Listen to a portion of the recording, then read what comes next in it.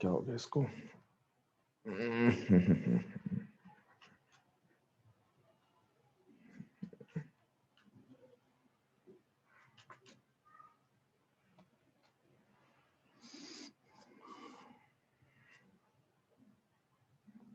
आ रही है आवाज? आ रही है?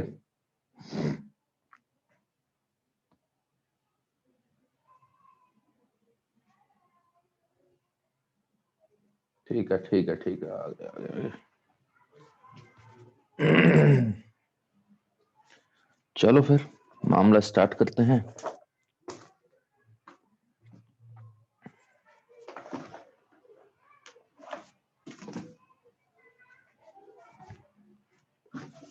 देखो, बात थी थर्मो चल रहा था, थर्मो का कुछ छोटा मोटा बचा हुआ है।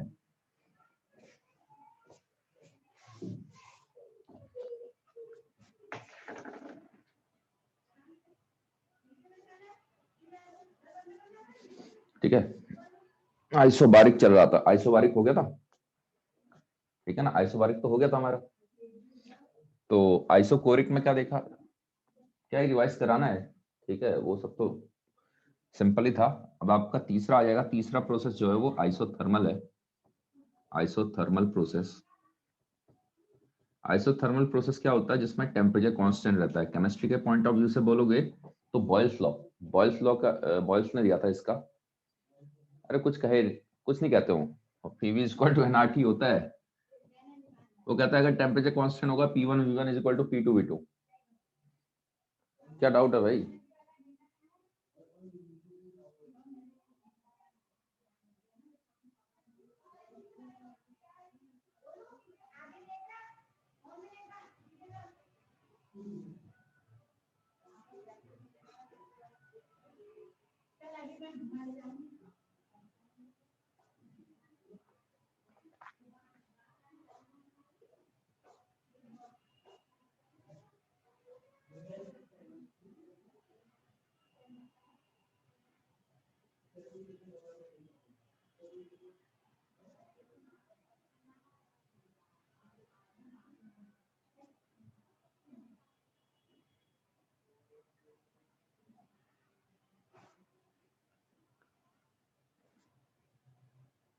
चलो देखो, तो टेम्परेचर कांस्टेंट हो जाएगा। तो बॉयल्स लॉ का एक कहना था। अच्छा, बाकी क्या हो जाएगा इसके बाद? टेम्परेचर कांस्टेंट है, सबसे पहले तो ग्राफ बनाने की बात आई। तो temperature volume graph, pressure temperature graph, pressure volume graph, तीन के बीच में आपका ग्राफ प्लॉट होता है। तो टेम्परेचर कांस्टेंट है, ये हो जाएगा। टेम्परेचर कांस्टेंट है, ये हो जाएगा। पीवी ग्राफ कैसा हो जाएगा? इसके लिए देखो जरा, PV is equal to NRT, constant हो जाएगा सब कुछ। ये इक्वेशन होती है x y is equal to constant जो होता है, x into y is equal to constant, ये रेक्टेंगुलर हाइपरबोला की होती है। रेक्टेंगुलर हाइपरबोला आप ड्रॉ कैसे कर सकते हो? किसी एक को जीरो रख लो, वॉल्यूम को जीरो रखोगे तो कांस्टेंट अपॉन जीरो इनफाइनाइट जाएगा। वॉल्यूम को जीरो रखोगे तो प्रेशर इनफाइनाइट पर जाएगा। प्रेशर को जीरो रखोगे तो वॉल्यूम इनफाइनाइट पर जाने चले जाएगा। ठीक है ना, प्रेशर को ये रखोगे तो ये यहाँ पे चले जाएगा। तो कितना हो जाएगा? ये ऐसे करके आता है। अगर देखोगे रेक्टेंगुलर हाइपरबोला तो इस तरीके से जाता है। ठीक है,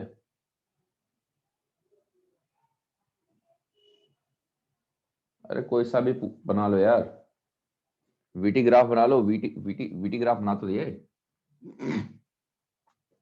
ठीक है ना,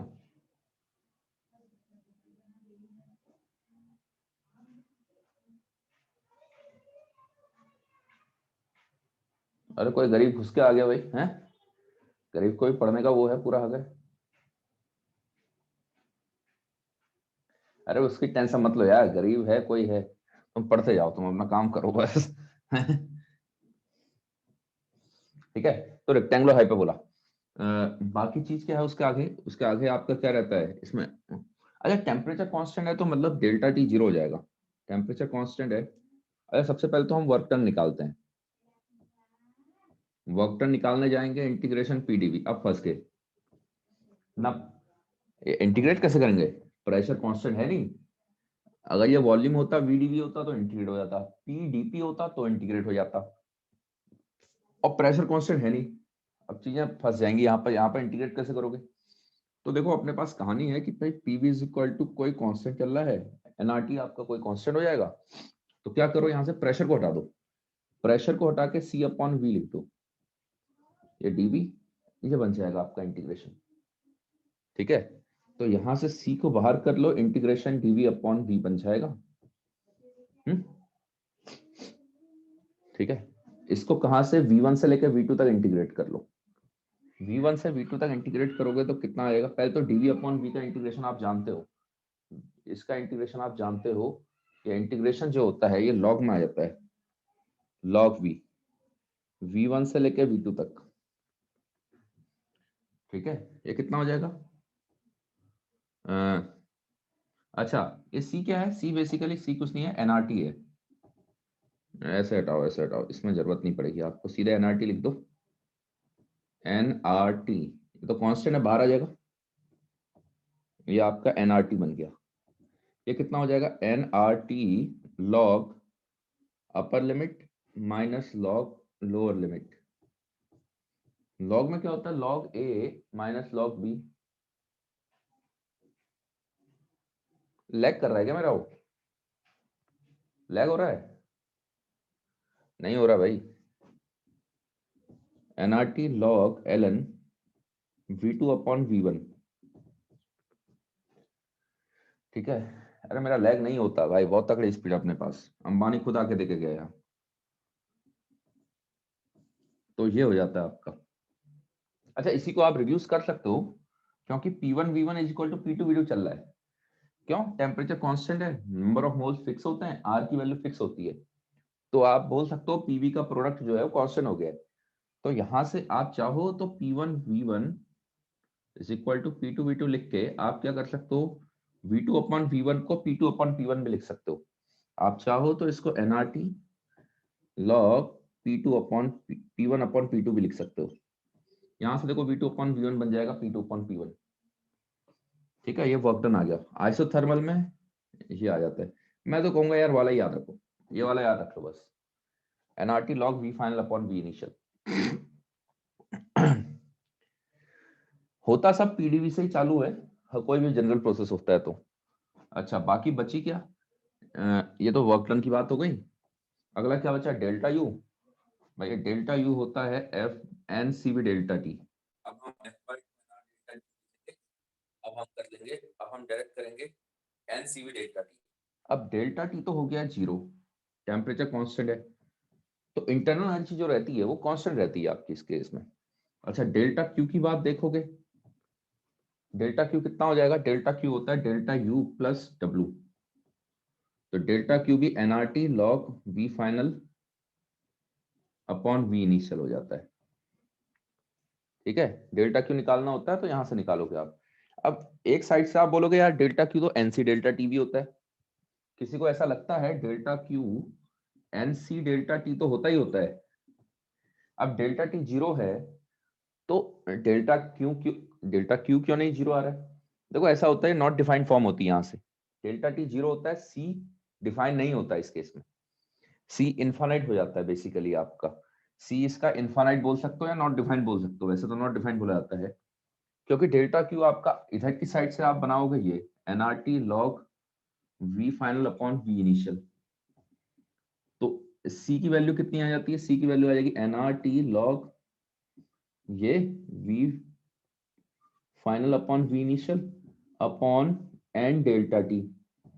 अब डेल्टा टी हो चुका है जीरो तो ये आ जाएगा नॉट डिफाइंड। तो अगर हम मोलर हीट कैपेसिटी बोले हैं, molar heat capacity isothermal process की बोल रहे हैं, तो नॉट डिफाइंड होती है, वो डिफाइन नहीं की जा सकती है आपकी। तो डेल्टा क्यू कभी निकालना हुआ तो आप यहां से लिखोगे, आप एनसी डेल्टा टी नहीं इस्तेमाल करोगे। ठीक है, सी इस्तेमाल वहां से यही पता चल रहा है कि भैया सी नॉट डिफाइंड है, और कुछ नहीं है इसमें। तो डब्ल्यू पता चल गया, डेल्टा यू डेल्टा क्यू, बस तीनों की बातें हो गई खत्म आइसोथर्मल प्रोसेस का।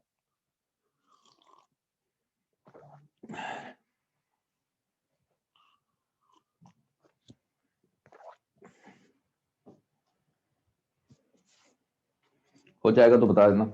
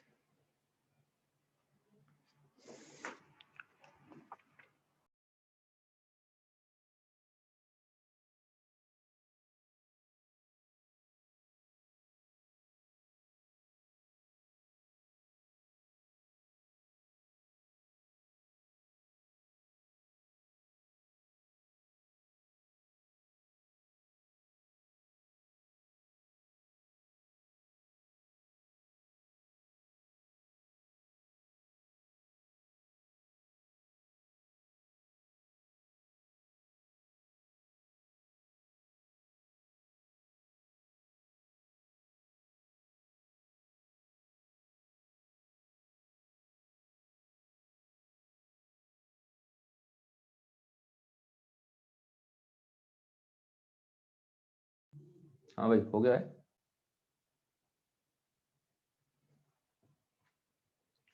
ठीक है,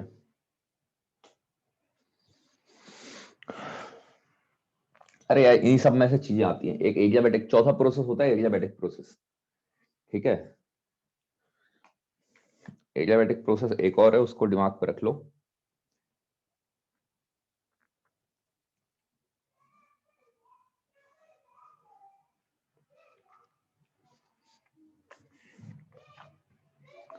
तो मिटा रहा हूं मैं, इसका नहीं हुआ है स्क्रीनशॉट खींच लो भाई फटाफट, स्क्रीनशॉट खींच लो। देखो इसमें से क्या आएगा, आइसोथर्मल में मेनली ग्राफ और वर्क डन। वर्क डन का फॉर्मूला याद रखना बस, डेल्टा क्यू फर्स्ट लॉ के हिसाब से ये होता है, डेल्टा यू तो जीरो हो जाएगा, इंटरनल एनर्जी में चेंज जीरो हो जाएगा क्योंकि टेम्परेचर चेंज हो नहीं रहा है। डेल्टा क्यू को इसके हिसाब से मत देखना, अगर देखते हो तो वहां से ये पता चलेगा आपका सी इनफाइनाइट आ रहा है। तो इसलिए यहां से अगर आप लगाते भी हो infinite into zero not defined होता है, तो यहां से आप डेल्टा क्यू नहीं निकाल सकते हो, आप यहां से निकालते हो फर्स्ट लॉ के हिसाब से।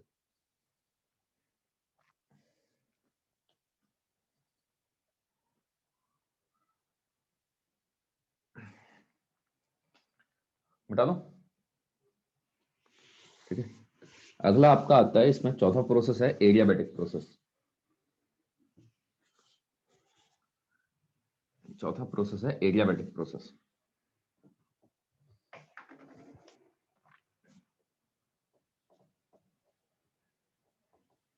देखो एडियाबैटिक वो प्रोसेस होता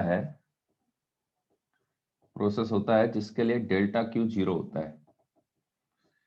एडियाबैटिक वॉल्स, कभी भी एडियाबैटिक शब्द का आएगा ना, एडियाबैटिक शब्द इस्तेमाल होगा, एडियाबैटिक वॉल्स, एडियाबैटिक कंटेनर, तो वो एक ऐसा कंटेनर होता है, वो एक ऐसा कंटेनर होता है जिसके थ्रू हीट एक्सचेंज नहीं हो सकती है। ठीक है ना, जिसके थ्रू हीट एक्सचेंज नहीं हो सकती है, तो ये रहते हैं आपके। तो एडियाबैटिक वो रहता है। अब आप बनाने जाओ तो ऐसा कोई परफेक्टली एडियाबैटिक तो बना नहीं सकते हैं, लेकिन ठीक है हमारे लिए उसके लिए आ जाता है। ठीक है, तो इसकी इक्वेशन क्या होती है, इसके लिए कंडीशन क्या होती है, डेल्टा क्यू जीरो हो रहा है, इसमें हमारी जो इक्वेशन बन के आती है, अब कैसे आती है देखो, उसके लिए हमें एक और होता है पॉलीट्रोपिक प्रोसेस, वो पढ़ना पड़ेगा। अब वो सब हम क्या करेंगे, उसी में पढ़ेंगे, कंपटीशन वाले में पढ़ेंगे। तो आप तो बस सीधे रख लो, ये कंक्लूजन निकल के आता है पीवी की power gamma is equal to constant, PV की power gamma is equal to constant, ये कंडीशन बन के आती है। गामा जहां पर क्या है, सीपी अपॉन सीवी होता है। गामा जहां पर सीपी अपॉन सीवी होता है, सीपी आपका हो जाता है CV plus r, CP minus CV r होता है, पता है ना, CP minus CV is equal to r होता है। तो वहां से इतना बन जाएगा upon r, upon CV, sorry upon CV. अच्छा, सीवी होता है f by two r plus r upon f by two r. तो ये यहां से आप देखोगे f plus two upon f बन के आ जाएगा। यानी अगर मैं मोनोटॉमिक की बात करूंगा तो मोनोटॉमिक के लिए 5/3 बन जाएगा। डिग्री ऑफ फ्रीडम 3 होती है, डायटोमिक के लिए बात करेंगे, डायटोमिक के लिए डिग्री ऑफ फ्रीडम होती है 5, तो 7/5 बन के आ जाता है। मिक्सचर के लिए वो फिर से कॉम्पिटिशन में बातें करेंगे कि भैया अगर दोनों का मिक्सचर है, मोनोटोमिक और डायटोमिक का, या फिर मोनोटोमिक और ट्राइएटोमिक का, ये सब पहली बात तो हमारे लिए दो ही डिस्कस होती है, मोनो और डाया। ट्राई के लिए आपको डिग्री ऑफ फ्रीडम वो खुद बताएगा कितने डिग्री ऑफ फ्रीडम है, तो ये कहानी हो जाएगी। अच्छा, कभी कभी इसको दूसरी फॉर्म में कन्वर्ट करना हुआ, हमारा PV is equal to NRT हमेशा होल्ड करता है, PV is equal to NRT तो होल्ड करता ही करता है। अब बात रही आपका वर्क डन की, डेल्टा क्यू तो जीरो आ रहा है, वर्क डन की जहां तक बात रही, वर्क डन कैसे निकालोगे, वर्क डन आपका हमेशा से डिफाइन होता है पीडीवी। हमने जो डिराइव किया था, पी को मैं लिख सकता हूं C/V की पावर गामा डीवी, इसको कांस्टेंट को सी मान लिया मैंने, कोई सी मान लो, के मान लो, के मान लो चाहे तो, है ना। सी से आप कंफ्यूज हो गए, मोलर हीट कैपेसिटी वगैरह वगैरह, तो ये हो जाएगा आपका। तो यहां से कितना हो जाएगा, के वी की power minus gamma dv. Gamma तो एक कांस्टेंट होता है, गामा को बोला जाता है, गामा को बोलते क्या है, गामा को बोला जाता है एडियाबैटिक कांस्टेंट, एडियाबैटिक कांस्टेंट, ठीक है। तो ये बनेगा, यहां से आप इंटीग्रेट करोगे तो के क्या होता है, एक्स की पावर एन का इंटीग्रेशन एक्स की पावर एन प्लस वन, तो वी की पावर वन ऐड हो जाएगा, minus gamma plus one upon one minus gamma, ठीक है। वी वन से लेकर वी टू तक, तो कितना हो जाएगा, के upon one minus gamma, upper limit put करो तो V two one minus gamma. अब V two one minus gamma को क्या आप ऐसे लिख सकते हो क्या, अपॉन वी टू की पावर गामा, जरा ध्यान से देखना, V one one minus gamma को लिख सकते हो V one upon we one की पावर गामा। ऐसा लिखने का क्या है, रीजन क्या है वो भी पता चल जाएगा आपको। इसको ब्रैकेट के अंदर लेके जाओ, one upon one minus gamma को ऐसे रहने दो, v two k upon we two की power gamma minus v one k upon we one की power gamma. K upon we two की पावर गामा, जरा ध्यान देना, के अपॉन वी की पावर गामा आपका प्रेशर बन जाएगा, के अपॉन वी की पावर गामा प्रेशर बन जाएगा। तो ये क्या हो जाएगा, one upon one minus gamma, we to तो ऐसे का ऐसा रहा, के अपॉन वी टू की पावर गामा पी टू बन जाएगा, माइनस यहाँ से पी वन वी वन बन जाएगा। तो आप चाहे तो ऐसे लिख सकते हो इसको, p two v two minus ये। अब आइडियल गैस इक्वेशन तो वैलिड होती है, तो यहां से आप लिख सकते हो n are t two minus n are t one, minus n are t one upon one minus gamma. बाकी आप इसको चाहे तो ब्रैकेट में लेके आप एन आर डेल्टा टी बना दो अपॉन वन माइनस गामा बना दो, ये बन जाता है work done in adiabatic, work done in adiabatic process, ये बन के आ जाता है आपका।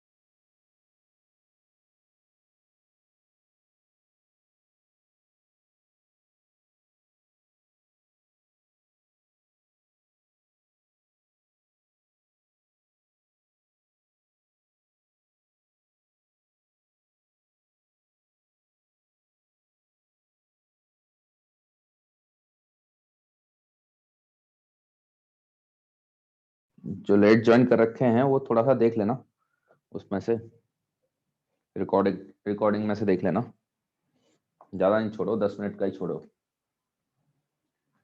ठीक है। वर्क डन आ गया, क्या होता है बाकी, क्या होता है, डेल्टा क्यू जीरो हो रहा है, तो delta Q is equal to delta you plus डब्ल्यू। डेल्टा क्यू जीरो होता है एडियाबेटिक प्रोसेस में, तो डेल्टा यू आपका माइनस का डब्ल्यू बन के आ जाएगा, minus n are delta t upon one minus gamma, बस। ठीक है,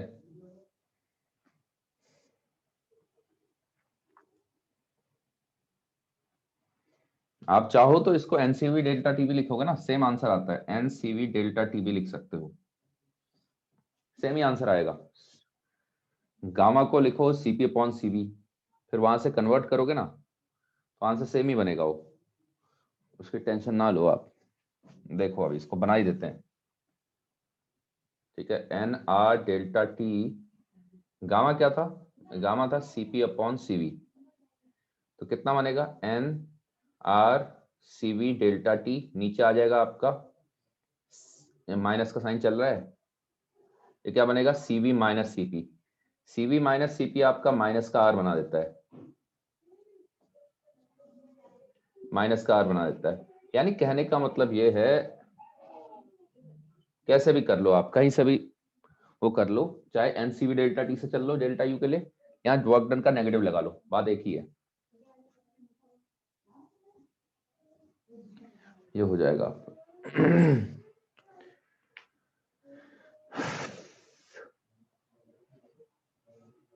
अच्छा, खाली यही फॉर्म नहीं होती है पीवी की power gamma is equal to constant, आप चाहो तो इसको दूसरी फॉर्म में भी लिख सकते हो, चाहो तो इसको दूसरी फॉर्म में, दूसरा कैसे, अभी प्रेशर और वॉल्यूम में रिलेशन है, एक काम करो,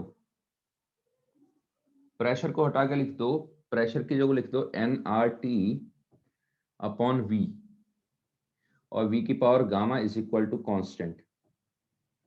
आप यहां से देखोगे टी वी की power gamma minus one is equal to constant बन जाएगा,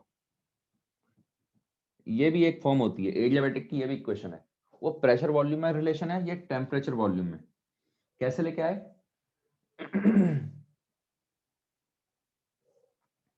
कैसे लेके आए, ठीक है, इसको इसको लाने कैसे लेके आए, पीवी इक्वल टू एनआरटी का इस्तेमाल करके, प्रेशर को हटा दो यहाँ से, प्रेशर की value NRT upon V put कर लो, टीवी टी और वी में रिलेशन आ जाएगा, ये भी एडियाबैटिक की है। ठीक है, ये भी एडियाबैटिक प्रोसेस की इक्वेशन है, ये भी एडियाबैटिक प्रोसेस की इक्वेशन है, equation of adiabatic process, equation of adiabatic process, ये भी वही है, ये भी वही है, इक्वेशन ऑफ एडियाबैटिक प्रोसेस। अब आप समझदार हो, एक और रिलेशन आएगा टी और पी में, है ना, तो वॉल्यूम का हटा के वॉल्यूम को एनआरटी अपॉन पी रखो, बन जाएगा एक और रिलेशन, तो ये भी इक्वेशन ऑफ, आप एक याद रखना, आप एक याद रखना, बाकी निकालना आप, एडियाबैटिक, बाकी आप निकालना सीख लो कैसे किया है।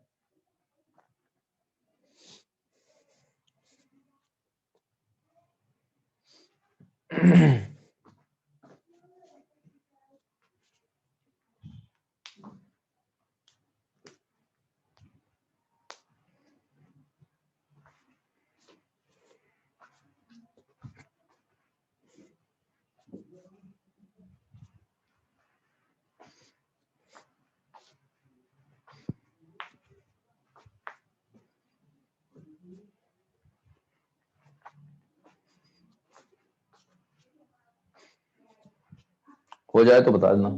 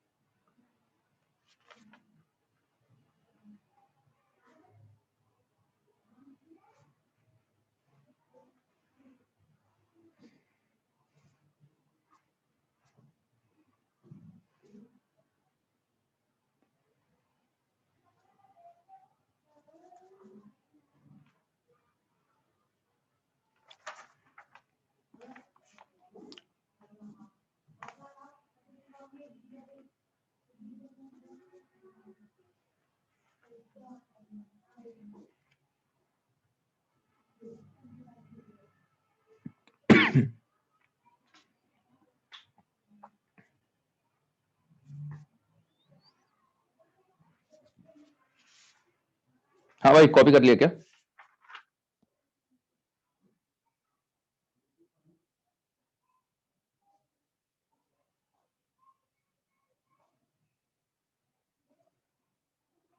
अरे एक तो नहीं कर रखा है, बाकियों ने नहीं किया क्या कॉपी अभी तक? हाँ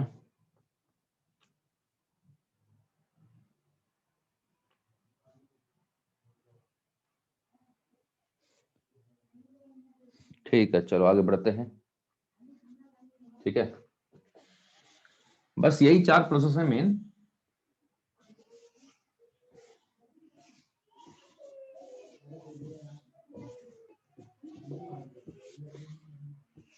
एडियाबैटिक में अगर डायग्राम की बात करोगे,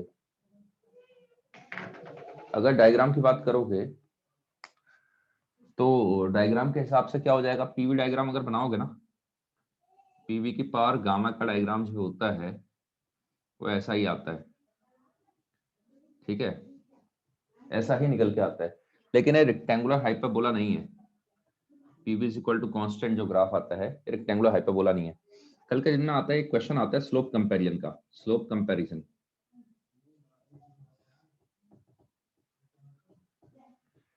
देखो होगा क्या, ऐसे दिया होंगे आपको 4 ग्राफ, प्रेशर वॉल्यूम 1 2 3 4, कहेगा कौन सा प्रोसेस कौन सा है। एक गैस को हमने 4 प्रोसेस से लेके गए, याली स्टेट से, ए स्टेट से आप अलग अलग प्रोसेस से लेके जा रहे हो। ये तो समझ में आ रहा है, ये तो कौन सा आइसोबारिक है? ये वाला कौन सा है, आइसोकोरिक है, वॉल्यूम कांस्टेंट। अब इन दोनों में कैसे देखोगे भाई? अब आइसोथर्मल का भी ऐसा आता है, एडियाबैटिक का भी ऐसा ही आता है। मेनली 4 प्रोसेस हैं, इसके अलावा इन्फानाइट प्रोसेस हो सकते हैं वैसे। ठीक है, वो हम नहीं पढ़ने, हम पॉलीट्रॉपिक पढ़ने नहीं जा रहे हैं। हमारे लिए मेन यही होता है, आपके बोर्ड में यही इन्हीं के बीच में आपस में चलाएंगे। तो होगा क्या, देखो इस पॉइंट पर देखो, दोनों के स्लोप में फर्क है। तो आप क्या करो, स्लोप पर आ जाओ। इसका स्लोप मतलब डीपी अपॉन डीवी। आप डीपी अपॉन डीवी निकालने पर आ जाओ। जैसे DY by D X slope देता है ना आपको ग्राफ में, तो डीपी अपॉन डीवी। अब जैसे कि आइसोथर्मल है, मान लो आइसोथर्मल में क्या होता है इक्वेशन, आइसोथर्मल में इक्वेशन होती है PV is equal to constant. Differentiate करो इसको, P DV plus V DP is equal to 0। P DP plus V DV is equal to 0। तो यहां से डीपी अपॉन डीवी कितना बन गया, यहां से डीपी अपॉन डीवी बन गया माइनस का पी बाई वी। ठीक है, अगर यही चीज एडियाबैटिक होता, एडियाबैटिक में क्या हो जाएगा, एडियाबैटिक में पीवी की power gamma is equal to constant. Differentiate करो तो पी वी की पावर गामा का करोगे, गामा वी की power gamma minus 1 into DV. ठीक है, डीवी का टर्म भी आएगा, पहले पावर तो एक कम होगी होगी, डीवी का टर्म भी आएगा जैसे ये कर रखा है, प्लस वी की पावर गामा वैसे का वैसा रह जाएगा, प्रेशर का डीपी हो जाएगा इज इक्वल टू 0। तो इसको अरेंज करोगे इधर उधर ले आके, तो डीपी अपॉन डीवी आप देखोगे, डीपी अपॉन डीवी आपका minus gamma times P by V बन जाएगा। अब स्लोप तो दोनों का नेगेटिव आ रहा है, लेकिन इसका स्लोप ज्यादा आएगा, क्यों? गामा की वैल्यू हमेशा 1 से ज्यादा होती है, गामा हमेशा 1 से ज्यादा होता है ऑलवेज। क्यों? क्योंकि गामा क्या चल रहा होता है, एफ प्लस 2 अपॉन एफ, और डिग्री ऑफ फ्रीडम हमेशा पॉजिटिव होते हैं। ठीक है, मिनिमम डिग्री ऑफ फ्रीडम कोई भी गैस पर 3 तो होते ही होते हैं, तो गामा हमेशा पॉजिटिव ही चलता है, और मतलब सॉरी 1 से ज्यादा होता है। तो यहां से देखोगे, तो यहाँ पर अगर स्लोप की बात करोगे, अब इस पॉइंट पर देखना स्लोप को, फिर ये बात है। क्यों? क्योंकि इस पॉइंट पर पी और वी की वैल्यू कुछ फिक्स होगी, तो वो जो पी और वी इसमें इस्तेमाल हो रहा है, वही पी और वी इसमें इस्तेमाल हो जाएगा। अगर यहाँ पर स्लोप चेक करोगे इन दोनों में, तो फिर चीजें बदल जाएंगी। आपने वॉल्यूम तो सेम कर लिया, लेकिन इन ये सेम नहीं रह पाएंगे ना, प्रेशर और टर्म। तो आप बेटर है कि यहाँ पर स्लोप को देखो, ये आया, ये आया। ठीक है, ये वाला ज्यादा है, ये ज्यादा स्टीप है, ये minus gamma P by V वाला है। माइनस तो आना ही है, स्लोप नेगेटिव आ रहा है दोनों का, देखो दोनों का स्लोप नेगेटिव है। लेकिन नेगेटिव में ज्यादा कौन सा है, ये वाला ज्यादा है आपका, तो ये वाला जो बन जाएगा एडियाबैटिक बन जाएगा, ये वाला बन जाएगा आइसोथर्मल। कल के दिन में पूछेगा इन चारों में वर्क डन सबसे ज्यादा किस में आ रहा है, आइसोबारिक में, फिर आइसोथर्मल में, फिर एडियाबैटिक में, प्रोवाइडेड इनिशियल स्टेट से सेम वॉल्यूम तक लेके जाओ, एक पर्टिकुलर वॉल्यूम से कोई पर्टिकुलर वॉल्यूम तक आप एक्सपेंड करा रहे हो, ठीक है। ये हो जाएगा।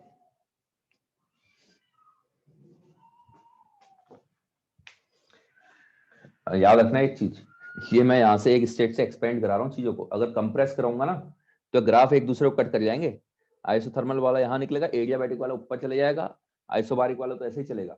तो इस स्टेट से एक्सपेंशन पे लेके आ रहा हो, यहाँ से कंप्रेशन पे लेके आओगे, एडियाबैटिक ऊपर आ जाएगा, आइसोथर्मल नीचे रहेगा उसके, आइसोबारिक ऐसे रहेगा, आइसोकोरिक तो ये रहने वाला है।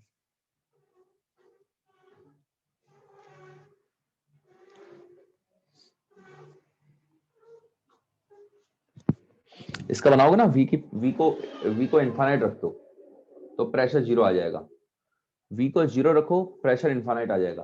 तो होना तो वैसे ही है, बस वो गामा का क्या रोल हो रहा है, गामा के कारण स्लोप में फर्क आ जाता है, और कुछ नहीं होता।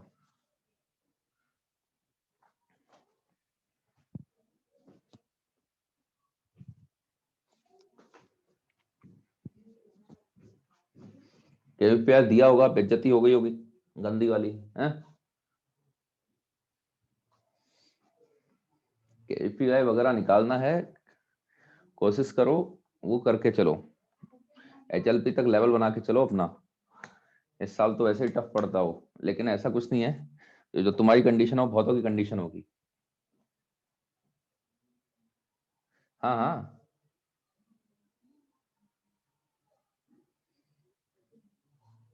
इजी था क्या?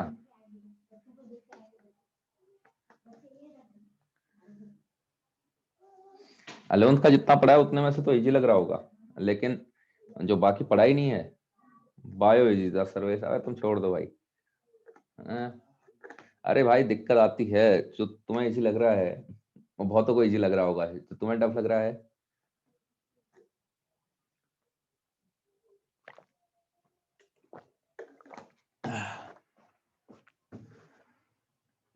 अरे अभी से सेटअप करोगे अपना, तब जाके अगले साल निकाल पाओगे चीजों को, ठीक है। वहाँ रोटेशन रोटेशन जहां तक भी पहुंच गए हो, सेंटर मास को कम से कम एचएलपी लेवल तक चलो, जितना कर रहे हो ढंग से करो। कहने का मतलब ये है, अगर बड़ा एग्जाम निकालना है तो अब ठीक है, जेई मेन में अच्छा स्कोर मारना है तो ठीक है, एक्सरसाइज 1 एक्सरसाइज 3 करो और प्रीवियस से लगाओ, बन जाता है काम। थोड़ा आईक्यू होना चाहिए बाकी, लेकिन आईआईटी के लिए, एडवांस के लिए, और आपको केवीपीवाई जैसा कंपटीशन निकालना है तो भाई एक्सरसाइज 2 एचएलपी मैंडेटरी है, वो तो करना ही पड़ेंगे आपको, और आईआईटी के पुराने आए हुए क्वेश्चंस ये लिख लिया होगा मेरे ख्याल से।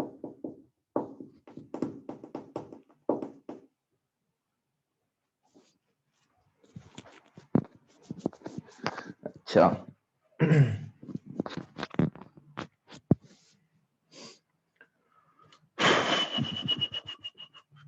चलो स्क्रीनशॉट खींचो भाई फटाफट।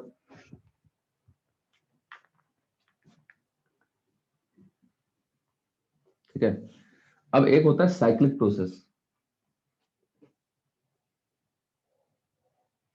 हाँ, बोर्ड के कर एचएलपी अभी कहाँ से कर पा रहे हो के, देखो डिपेंड करता है यार, 11th क्लास में बोर्ड को कितने इंपोर्टेंस पे लेके चलते हो। 10th में तुम्हारे वहां तो फिर भी है, मुंबई में तो फिर भी अच्छा खासा वो है, यहाँ तो लोगों को पता ही नहीं होता है ज्यादा। मैं तो खुद गांव से अलग 10th तक वहां पढ़ा था, कहीं अपने एरिया से था, वैसे वो भी दूर ही था, फिर थोड़ा सा सिटी की ओर को आया, यहाँ भी ज्यादा लोग नहीं निकलते थे, 5-6 बच्चे मिलते थे कुल मिला के पूरे एरिया में, सिटी में, टाउन बोल सकते हो आप इसको। तो इसमें 5 से 6 बच्चा निकलता था एनआईटी आईआईटी जाने वाला, तो हमें भी कुछ पता नहीं था, लेकिन अब पढ़ना है, कंपटीशन के लिए निकालना ही है, तो 11th क्लास में ज्यादा फोकस नहीं किया स्कूल पे, कोचिंग जाते थे, कोचिंग से ही ज्यादा वो करते थे, और कमी तो आएगी परसेंटेज, और क्या होगा 11th में, 12th तक आपका लेवल बन ही जाना है वैसे भी। ट्वेल्थ में कभी अगर आप तैयारी कर रहे हो तो ट्वेल्थ में कभी आपके फिजिक्स केमिस्ट्री मैथ में 95 से नीचे नहीं आते। आप एक हफ्ता पहले भी पढ़ना चालू करोगे ना कोई सब्जेक्ट को उठा के, उससे पहले कंपटीशन के लिए पढ़ो फिजिक्स केमिस्ट्री मैथ, एक हफ्ता पहले भी उठा के कोई भी उसको चालू करोगे आप बोर्ड के लिए भी माहिर हो जाओगे।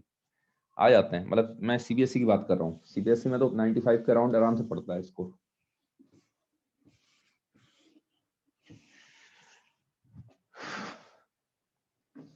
तो डिपेंड करता है आपका मोटो क्या है। चलो देखो, इसके बाद आता है साइक्लिक प्रोसेस। साइक्लिक प्रोसेस क्या होता है? साइक्लिक अलग से कोई प्रोसेस नहीं है। साइक्लिक प्रोसेस वो होता है जिसमें initial state is same as final state. ठीक है, इनिशियल स्टेट और फाइनल स्टेट सेम होती है। अगर initial state final state same है तो यानी डेल्टा यू जीरो हो जाएगा, क्योंकि भैया टेम्परेचर। अच्छा, दो फंक्शन होते हैं, एक और चीज याद रखना, एक होता है स्टेट फंक्शन। स्टेट फंक्शन में आपका आता है जो खाली स्टेट पर डिपेंड करता है, कौन सी स्टेट में है, पाथ पर डिपेंड नहीं करता आपका। ठीक है, स्टेट फंक्शन में आपका आता है यू, इंटरनल एनर्जी। एक होता है पाथ फंक्शन। पाथ फंक्शन, अच्छा कुछ कुछ जल्दीबाजी में चीज छूट गई है, वह छोटी नहीं है। आपको area under PV curve, work done क्या होता है? वर्क डन होता है इंटीग्रेशन पीडीवी, होता है कि नहीं होता? तो अगर मैं प्रेशर वॉल्यूम कर्व बनाऊं, ये बता दिया था क्या कल मैंने? तो इसका एरिया अंडर कर्व जो आएगा वो आपको वर्क डन बाय गैस देगा। ऑब्वियस सी बात है, इंटीग्रेशन का मतलब होता क्या है? एरिया अंडर कर्व तो होता है। ठीक है ना? अब एक बात बताओ, मैं यहाँ की स्टेट से यहाँ की स्टेट में जा रहा हूँ, यहाँ पर कुछ प्रेशर है कुछ वॉल्यूम है, यहाँ पर कुछ प्रेशर है कुछ वॉल्यूम है। तो अगर मैं इस रास्ते से जाऊंगा तो अलग वर्क डन आएगा, अगर मैं ऊपर के रास्ते से जाता हूँ अलग वर्क डन आएगा, मैं सीधे रास्ते से जाऊंगा अलग वर्क डन आएगा। लेकिन डेल्टा यू सब में सेम आएगा। क्यों? क्योंकि पी और वी फिक्स है तो टी तो फिक्स होना ही होना है। आइडल गैस इक्वेशन लगा लो, पी वी फिक्स है, एन फिक्स होता है, आर फिक्स होता है, तो टी तो फिक्स आना ही आना है। तो एक स्टेट का मतलब क्या होता है? पी वी टी का फिक्स हो जाना। अगली स्टेट में उसका अगला पी होगा, उसका अगला वी होगा, उसका टी अलग होगा।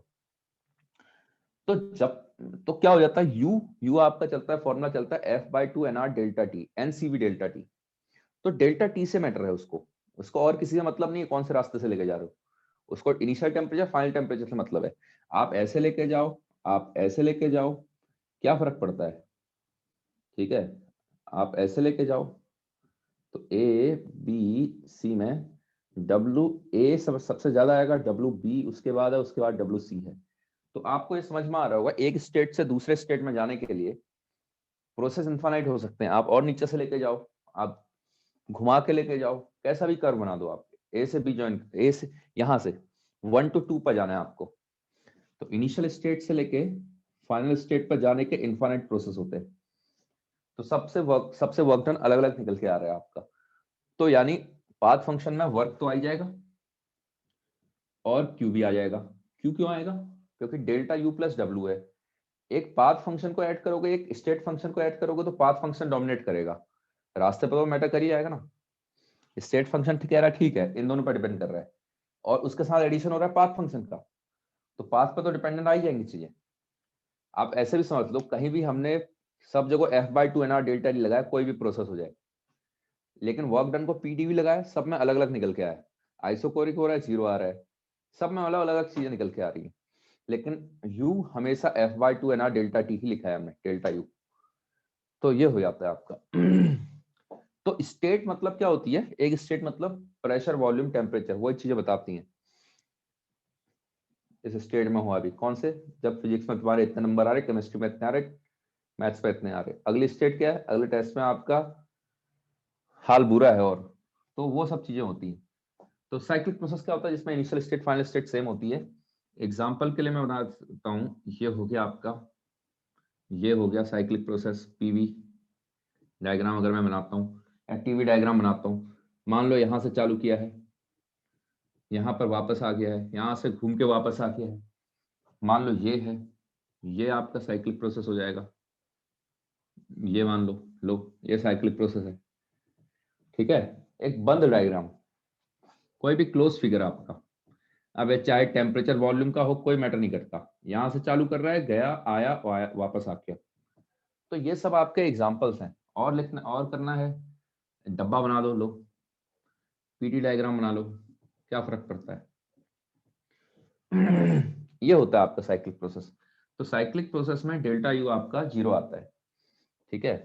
तो सबसे पहले तो आता है वर्क डन की बातें। वर्क डन साइक्लिक प्रोसेस में क्या रहता है, तो देखो work done in cyclic process,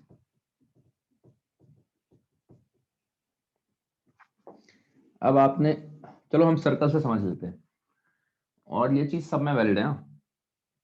जैसे ये देखो क्या आप, गैस मान लो ऐसे जा रही है, तो अगर आप यहां से यहां का देखते हो, ऊपर का देखते हो, ए ओ बी, देखो बी, ये, तो जब तक गैस यहां से यहां एक्सपेंड हो रही है, तो एरिया अंडर कर्व ये आएगा, जरा ध्यान से देखना, एरिया अंडर कर्व ये चल रहा होगा। ये वर्क डन है, ये वर्क डन है किसका, ये वर्टिकल लाइंस वर्क डन है, वर्क डन ए ओ बी का। हॉरिजॉन्टल लाइंस वर्क डन है, हॉरिजॉन्टल लाइंस वर्क डन है डब्ल्यू बी सी डी का, बी डी ए का, ठीक है। हॉरिजॉन्टल लाइन अब जब यहां से कंप्रेस हो रही है तो इतना work done, area under curve ही आएगा, एरिया अंडर कर्व ही आएगा। अब आप जानते हो ये वाला, ये जो होगा ये नेगेटिव होगा, ये जो होगा ये पॉजिटिव होगा। क्यों, एओबी में गैस एक्सपेंड कर रही है, उसका वॉल्यूम, ये प्रेशर वर्सेस वॉल्यूम बना रहा हूं मैं, ठीक है, प्रेशर वर्सेस वॉल्यूम बना रहा हूं। हर किसी का एरिया अंडर वर्क डन नहीं देगा, एरिया अंडर खाली पीवी डायग्राम का देता है, याद रखना, area under PV curve, area, ये कॉन्सेप्ट अलग से यहाँ इनको लिख लेना कहीं, area under PV curve is equal to work done, work done by gas. अब देखो यहां से यहां गैस एक्सपेंड कर रही है, यहां से यहां कंप्रेस कर रही है, तो एक्सपेंशन में कितना वर्क डन हो गया, पूरा एरिया नीचे तक का, कंप्रेशन में कितना हो गया, उसके एरिया अंडर कर्व, तो बचा कितना वर्क डन है, नेट वर्क डन कितना हो गया पूरे साइकिल में, नेट वर्क डन कितना हो गया है is equal to area enclosed, enclose जो भी उसके अंदर आ रहा है, enclosed by the closed curve, by the closed curve. समझ में आई बात, इस केस में पॉजिटिव आ रहा है। अच्छा इस केस में एक और चीज याद रखना, लेट से V1 है, V2 है, यहाँ का प्रेशर P1 है, ये वाला P2 है, यहाँ का प्रेशर P1 है, ये वाला प्रेशर P2 है, तो एरिया जरा सही से लिखना, एरिया क्या हो जाएगा, पाई आर स्क्वायर मत कर लेना, पाई एक रेडियस इसका लेना, V2 माइनस V1 अपॉन 2, एक रेडियस वहां से लेना P2 माइनस P1 अपॉन 2। क्यों क्यों, देखो सर्कल स्पेशल केस होता है एलिप्स का, और एलिप्स में आपको अगर ए और बी पता है, semi major axis semi minor axis, तो एरिया एलिप्स का आता है pi a b, pi a b, ellipse पता है ना आपको, ये ए होता है आधा, ये आधा बी होता है, इसका एरिया आता है पाई ए बी, उसी का स्पेशल केस सर्कल होता है। और वैसे भी देखो ना, पाई इंटू अगर खाली इसका स्क्वायर कर लोगे, इसको नहीं लिखते हो, तो डायमेंशन मैच नहीं करेगी, वर्क डन निकालना है और यहाँ आप मीटर की पावर 6 हो जाएगा, या खाली इसका स्क्वायर करोगे तो प्रेशर, प्रेशर की जो भी डायमेंशन होगी उसकी पावर उसका स्क्वायर हो जाएगा, तो वर्क डन से मैच नहीं करेगा आपका। आई बात समझ में, तो इसलिए आधा रेडियस इसका लिया आता, आधा रेडियस इसका, मतलब एक रेडियस इसका एक रेडियस इसका, पाई आर स्क्वायर मत करना, पाई ए बी, आर स्क्वायर कर लो तो एक बार रेडियस यहां से लेना, एक बार रेडियस यहां से लेना। इस केस में ओवरऑल वर्क डन पॉजिटिव आ रखा है, अगर ये प्रोसेस एंटी क्लॉकवाइज होता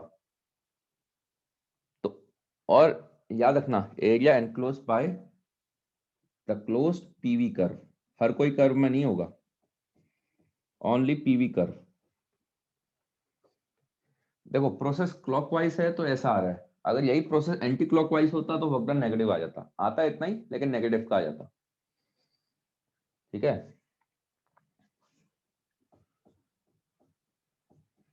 क्लॉकवाइज पीवी प्रोसेस मतलब हो जाएगा वर्क डन पॉजिटिव का आना, वर्क पॉजिटिव।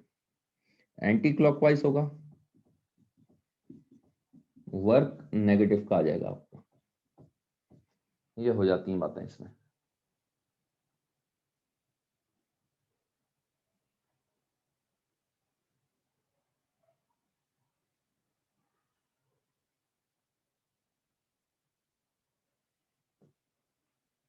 यहाँ पर क्या बोल लो, यहाँ पर पॉजिटिव वर्क डन कैसे आ रहा है, देखो पॉजिटिव वर्क डन कैसे आ रहा है, देखो एओबी में देखो ना, ए से बी तक जब जा रहा है एओबी, तो वर्क डन क्या होता है, area under curve PV diagram के। तो जो वर्टिकल लाइन है पूरा नीचे तक, वाईडीएक्स क्या होता है पता है ना, जहां से यहां तक करोगे पूरा आएगा नीचे तक का। तो ये पूरा वर्क डन पॉजिटिव का आ गया एओबी में। जब बी सी डी लाओगे तो कंप्रेशन हो रहा है, एक्सपेंशन हो रहा था पहले। तो एक्सपेंशन, जब भी गैस एक्सपेंड होगी, वो पिस्टन को याद करो, कल हमने पिस्टन किया था। तो जब भी गैस एक्सपेंड होती है तो वर्क डन पॉजिटिव लेते हैं, होता ही पॉजिटिव है, बाहर को एक्सपेंड हो रही है। जब कंप्रेस हो रही गैस तो वर्क डन नेगेटिव आएगा। तो B C A B D A में कितना आएगा, इतना आ जाएगा, ये वाला हॉरिजॉन्टल लाइंस। ठीक है, तो ये वर्क डन आपका नेगेटिव रह जाएगा। अरे भाई ये सब चीजें आपके वहां भी काम आएंगी, कॉम्पिटिशन में भी। तो आप नोट्स अगर अच्छे बना लेते हो तो दोनों साइड आपको थ्योरी तो ऑलमोस्ट सेम मिलेगी, मतलब 50-60% कवर हो ही रहा है आपका। तो बचा कितना एरिया, एरिया बचा ये वाला, सिर्फ और सिर्फ ये वाला एरिया बच गया। ये वाला एरिया आपका पॉजिटिव चल रहा है। तो अगर यही प्रोसेस एंटी क्लॉकवाइज होता तो यहां से यहां जाने में कंप्रेशन होता बी ओ ए वाले में, तो वाला एरिया पूरा नेगेटिव का आता, ए डी सी वाला ए डी बी वाला पॉजिटिव का आता। तो ओवरऑल नेट एरिया जो मिलता आपको, एरिया अंडर कर्व मिल जाता, एरिया एनक्लोज कर्व, और वो नेगेटिव का मिलता अगर एंटी क्लॉकवाइज होता तो। इसमें से जो जो लिखना है सब लिख लो। फिर एक क्वेश्चन कराता हूं आपको, एक तो क्वेश्चन कर लेते हैं, खत्म करते हैं इसको।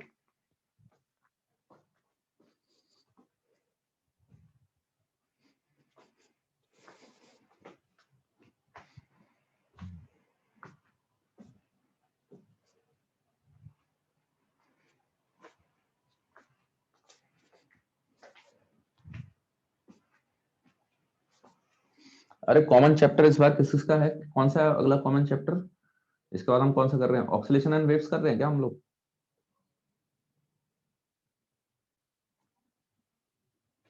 सबका है ना ऑक्सीलेशन एंड वेव्स? ठीक है ठीक है।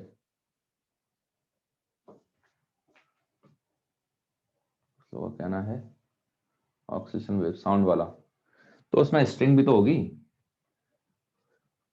ग्रेविटेशन या फिर एसएचएम। एसएचएम वही हो गया, एसएचएम ऑक्सीलेशन की बात हो गई, पूरा नहीं करेंगे भाई।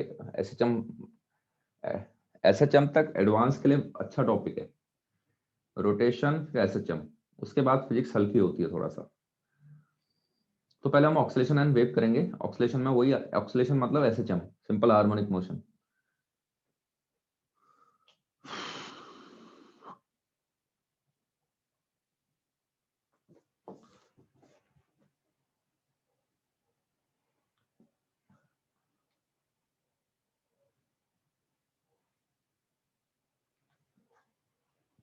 हाँ हाँ, इतना क्या मतलब, कर ही लो, जितना पढ़ा रहा हूँ उतना तो कर ही लो बस।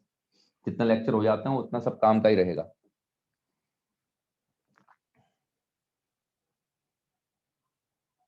ये साउंड सबका आ रहा है क्या?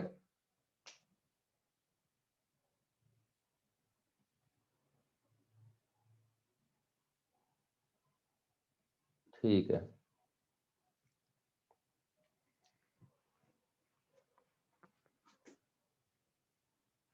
अरे साउंड है एनसीईआरटी में, एनसीईआरटी में ये मत बोलना साउंड नहीं है, ऑक्सीलेशन एंड वेव्स के अंदर है, उसी के अंदर है। 6:30 से वापस फिजिक्स है तुम्हारी?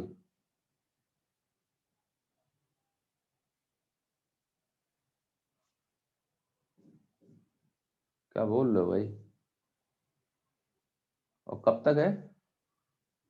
10:45 तक?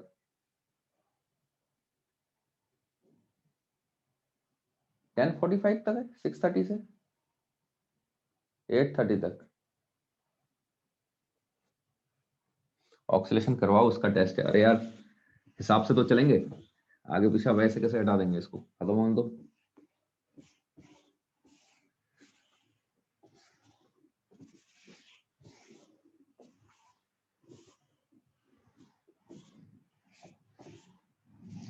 देखो इसमें बाकी रहता है आपका कन्वर्जन वाला।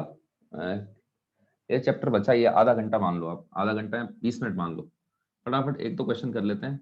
थ्योरी का मामला हो गया है, बस क्वेश्चन ही करने हैं आपको। एक दो क्वेश्चन कर लेते हैं बस। देखो अगर ये प्रेशर वॉल्यूम कर्व दे रखा है, ये वी नॉट, ये वी नॉट है, ये 2 वी नॉट है, ये पी नॉट है, ये 2 पी नॉट है,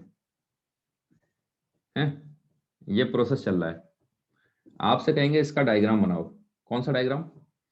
इसका VT curve. Draw the corresponding, draw the corresponding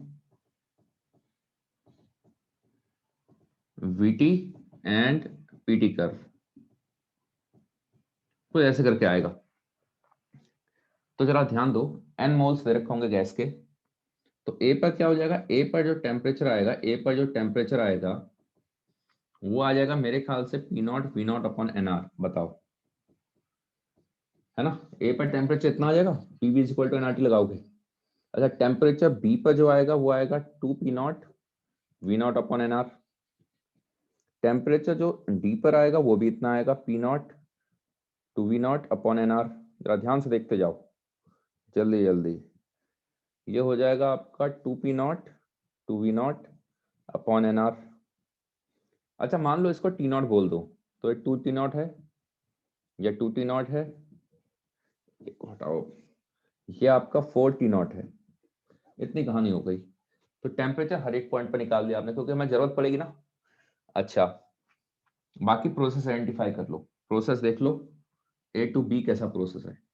ए से बी जाओगे तो वॉल्यूम कांस्टेंट है।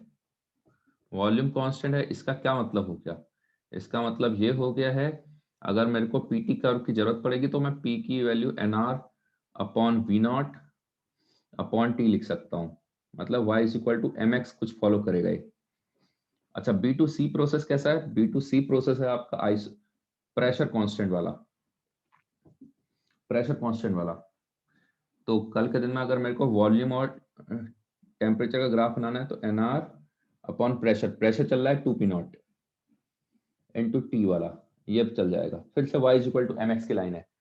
तो ऐसे ही करके आप सी से डी देख लो, सी से डी प्रोसेस, वॉल्यूम कांस्टेंट है, कितनी है 2 वी नॉट चल रही है, तो प्रेशर का ग्राफ कितना आएगा, N R upon 2 V not into T, ये आ जाएगा। सेम तरीके से डी से ए जाओगे तो प्रेशर कांस्टेंट, प्रेशर कांस्टेंट है, तो फिर से वॉल्यूम आपका N R upon P not into T बन जाएगा। हो गया, बस इतनी सी कहानी है। इसके बाद तो प्लॉटिंग करनी है, बस प्लॉटिंग आराम से हो जाएगी। बताओ कौन सा बताऊं, पीटी बनाऊं कि वीटी बनाऊं? वीटी बना लेता हूँ, चलो हटाओ। जितना तुमसे पूछने में समय लगाऊंगा उतने में तो ग्राफ बन जाएगा मेरा। ठीक है, तो ये हो गया। तो हम वीटी ग्राफ बनाने जा रहे हैं। तो सबसे पहले तो देखो, सबसे पहले सबसे छोटे कोऑर्डिनेट किसके होंगे? ए पॉइंट के सबसे छोटे कोऑर्डिनेट है वी नॉट और टी नॉट। तो ये सबसे छोटे कोऑर्डिनेट यहाँ कहीं प्लॉट कर लो। ये टी नॉट है, ये वाला वी नॉट है, ये ए है। ए से बी जाओगे, ए से बी प्रोसेस में वॉल्यूम कांस्टेंट है, ए से बी प्रोसेस में वॉल्यूम कांस्टेंट है, ये बनेगा सबसे पहले। ए से बी प्रोसेस में वॉल्यूम कांस्टेंट है। कहां पहुंच गए? बी पर पहुंचे। बी पर टेम्परेचर है 2 टी नॉट, बी पर टेम्परेचर आ गया है 2 टी नॉट। ठीक है। अच्छा ये टी नॉट दिए नहीं होंगे आपको, पी नॉट वी नॉट दे रखा होगा और एन दे रखा होगा, तो वो तो हमने मान रखा है अपने आसानी के लिए। अच्छा इसके बाद क्या होगा, ए टू बी गए, सी प्रोसेस, बी से सी देखो, सी पॉइंट पर टेम्परेचर आ रहा है 4 टी नॉट और सी पॉइंट पर वॉल्यूम कितना है, सी पॉइंट पर वॉल्यूम 2 वी नॉट है। टेम्परेचर कहीं 4 टी नॉट पर आ रहा है, वॉल्यूम 2 वी नॉट पर आ रहा है, यानी यहाँ कहीं होगा। यानी इधर कहीं का कोई पॉइंट होगा। अच्छा, बी से सी का प्रोसेस कैसा है? बी से सी प्रोसेस है प्रेशर कांस्टेंट। तो और हमें ग्राफ बनाना है वॉल्यूम और टेम्परेचर का। तो ये ग्राफ बन के आएगा, देखो y is equal to mx। ये ऐसी लाइन है जो ओरिजिन से पास कर रही है। तो अगर इसका हम ग्राफ की बात करें तो कुछ ऐसे करके बन के आएगा ये इधर तक। ठीक है, कुछ ऐसे करके बन के आएगा। कहाँ तक जाएगा? 4T0 तक। 4T0 तक जाएगा। यहाँ कहीं आपका सी पॉइंट मिल जाएगा। 4T0 तक क्या ग्राफ, ये पहुंच गए सी पर। अब सी से डी आना है। सी से डी आना है। सी से डी वॉल्यूम कांस्टेंट है। सी से डी में वॉल्यूम कांस्टेंट है 2V0। तो यहाँ पर हम 2V0 पे पहुंचे ही थे। अब पीछे को लेके आ जाओ। कहाँ तक लेके आओगे पीछे को? डी पॉइंट पर। डी पॉइंट पर टेम्परेचर कितना है? डी पॉइंट पर टेम्परेचर है 2T0। तो इसके ऊपर ही आ जाएगा, यहाँ कहीं आ जाएगा। ये डी पॉइंट हो गया। और फाइनल क्या बचता है? फाइनल बचता है D2A। ऑब्वियस सी बात है, अगर इसका कर्व बंद होता है तो उसका भी कर्व बंद ही आता है। ये आप देखोगे तो वापस ए पर आना है, ये जाएगा। और आप देखो D2A जो प्रोसेस है, डी से ए प्रोसेस में प्रेशर कांस्टेंट है। y is equal to mx की लाइन है। VT ग्राफ के लिए y is equal to mx follow करेगा। तो ये हो जाएगा। और आप और अच्छी चीज बता सकते हो, इनके स्लोप में रिलेशन। जो B2C प्रोसेस था और जो D2A प्रोसेस है, इसमें NR अपॉन 2P0 इस्तेमाल हो रहा है, इसमें NR अपॉन P0 इस्तेमाल हो रहा है। यानी इसका जो स्लोप है इसका ट्वाइस है। जो इसका स्लोप आ रहा है और इसका स्लोप आ रहा है, ट्वाइस का रिलेशन है। वो सब छोड़ो, कन्वर्ट करना सीखे कि नहीं सीखे हैं? एक कन्वर्जन समझ में आया कैसे किया है? आपको ये सब कंडीशंस दे रखी हैं, वहां से आपने क्या किया? आपने टेम्परेचर के पहले लिख लिए कैसे कैसे आने वाला है टेम्परेचर। तो इसके बाद हर एक प्रोसेस को आइडेंटिफाई किया। तो इतना समझ में आ रहा होगा, ये साइक्लिक प्रोसेस 4 टुकड़ों में डिवाइडेड है। 2 आइसोबारिक है, 2 आइसोकोरिक है। 2 आइसोबारिक हैं, 2 आइसोकोरिक हैं। और वर्क डन निकालना होगा। वर्क डन कितना आएगा भाई? वर्क डन कितना आएगा? वर्क डन इसमें entire work done, entire work done इसका एरिया अंडर कर्व कितना हो जाएगा? देखो, P0 इंटू V0। सिंपल, इसका area under curve P0 into V0 आ जाएगा। और पॉजिटिव का आएगा यहां, ये प्लस वाला होगा, इतना नेगेटिव वाला होगा।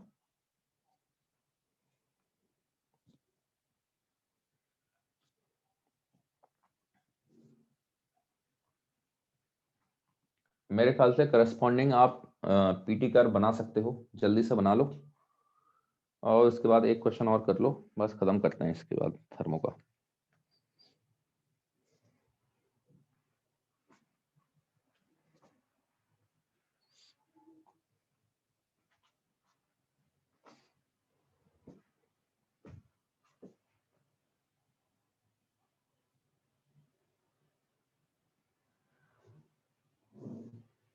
अरे कर्व तो बना लो, पीटी कर्व और बना लो, फटाफट बना लो, यहां से पीटी कर्व बनाओ।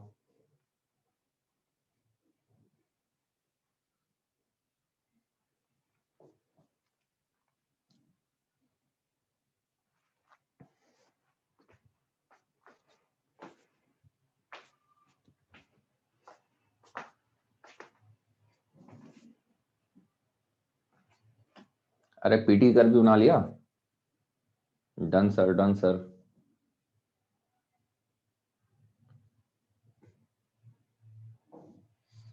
हाँ हाँ, पीटी कर्व तो बनाओ।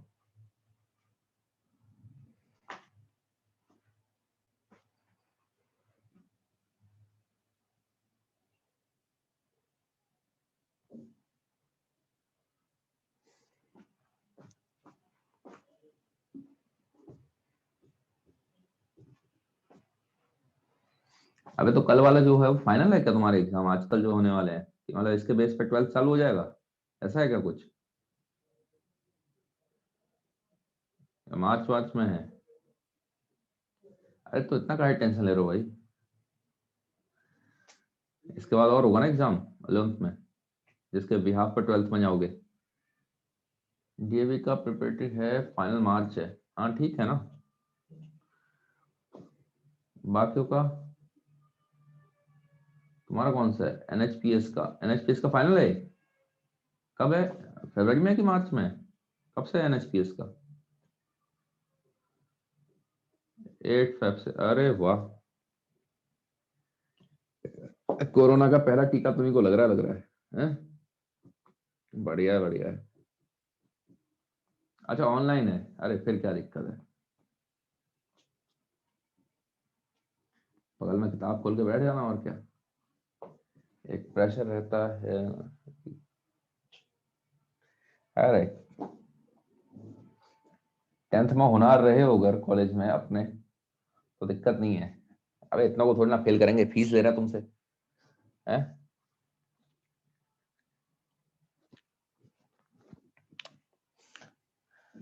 देखो आप अगर पढ़ने में सही हो, आप फोकस्ड हो कंपटीशन में, तो घर वालों की ज्यादा सुनने की नहीं होती है। ठीक है, अगर आपका सही से चल रहा है मामला, पढ़ाई वढ़ाई में सही चल रहा है, बोर्ड में 11th में कम भी आए क्या फर्क पड़ेगा उससे, 12th में कर लेना ना। जो आपका मार्कशीट पर आने वाला है ओवरऑल 12th का ही आने वाला है। थोड़ा पढ़ लो इतना, ठीक है, बहुत ज्यादा हबड़ दबड़ मत करो, आराम आराम से चलते जाओ। हाँ भाई, मेरे ख्याल से मेरे ख्याल से ये हो गया होगा।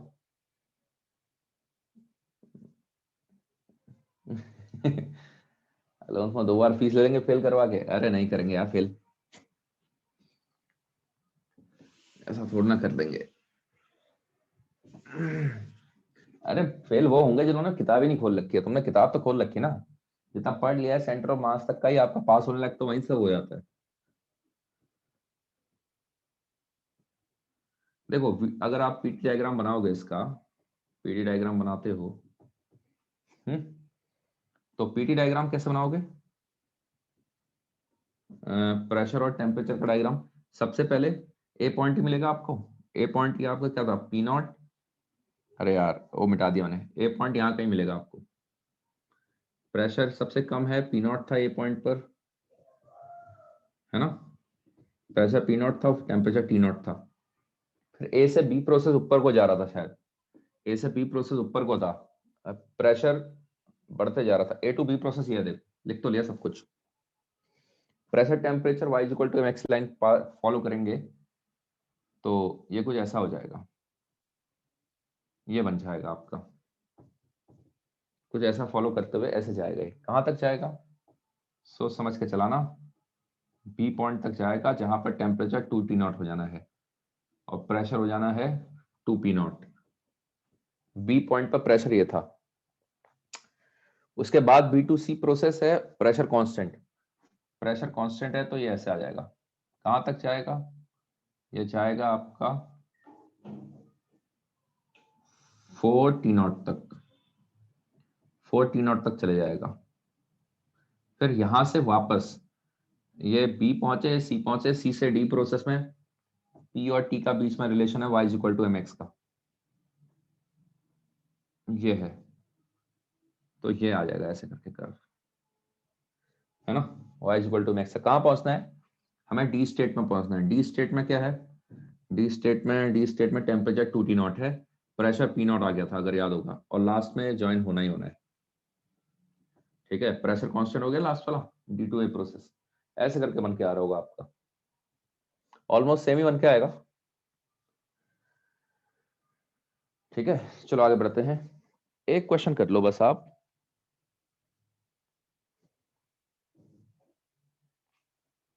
हम्म,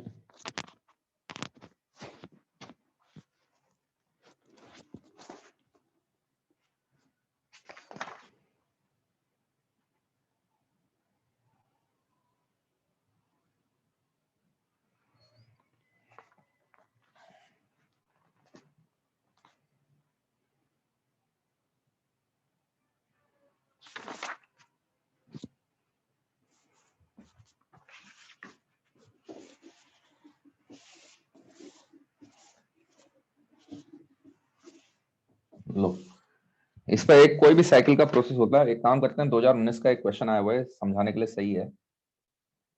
इसमें कह रहा है आपसे, ये प्रेशर है, ये वॉल्यूम है, इसका कर्व दे रखा है आपको, ए से बी गया है, बी से सी गया है, और सी से वापस आ रहा है, ठीक है। एक लिखो, इसमें लिखो, a sample of ideal gas is taken through cyclic process ABCA as shown। ये साइक्लिक प्रोसेस ऐसा दिख रहा है आपको, ये साइक्लिक प्रोसेस दिख रहा है।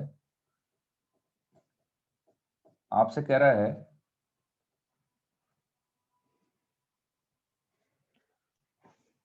along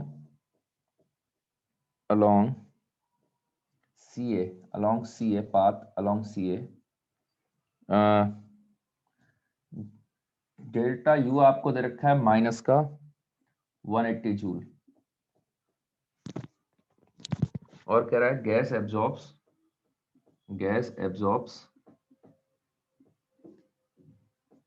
250 joule heat. ये इंफॉर्मेशन दे रखी है। और अलोंग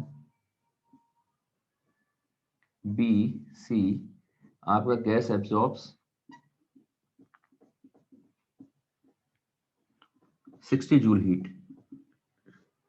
आपको बताना है वर्क डन एबीसी में कितना होगा, एबीसी में, ए से बी से सी में, ये आपको फाइंड आउट करना है। Work done along path ABC, ABC path में कितना वर्क डन आएगा। ऑप्शन भी देता हूं, 100 के बाद 100, 110 है, 120 है, 130 है, 140 है, ये ऑप्शंस है, कुछ ऐसे करके हैं। साइक्लिक प्रोसेस है, ट्राई करोगे कि बता दूं।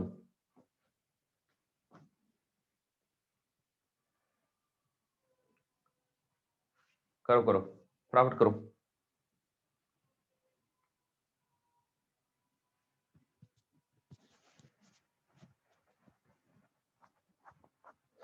वर्क डन एबीसी मतलब ये वाला, हाँ। अगर पूरे साइकिल का पूछता तो ए बी सी ए बोलता हो, ए बी सी ए। आप ऐसे समझना, एबीसी को आप लिख सकते हो, वर्क डन को हिंट देता हूं, चलो इतना देता हूं, work done A B plus work done B C, ये लिख सकते हो चाहो तो, दो में ब्रेक कर सकते हो। ऑप्शन हैं आपके 100, 120, 130, 140, शायद ऐसे ही है।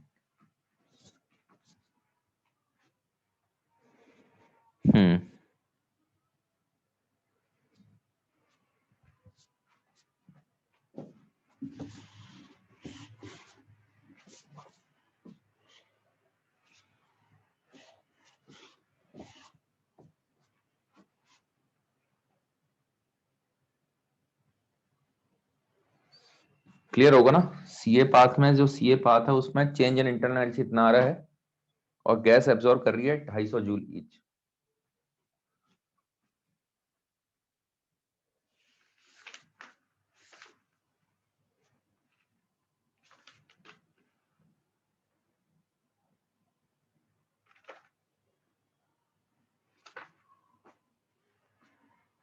सही है।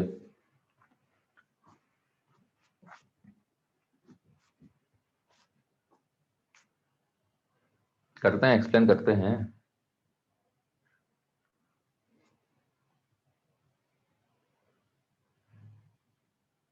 एक मिनट रुक जाओ बस, कर लें दो दो चार्ट को जिसको ट्राई करना है।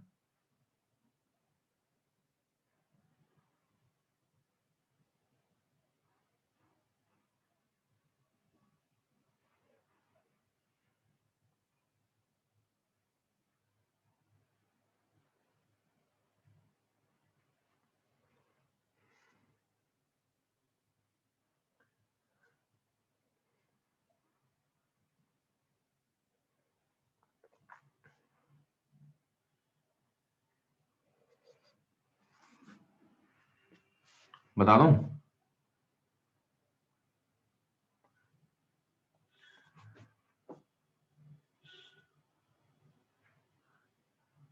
और कितना है सर, एक क्वेश्चन और कर लेंगे इसके बाद।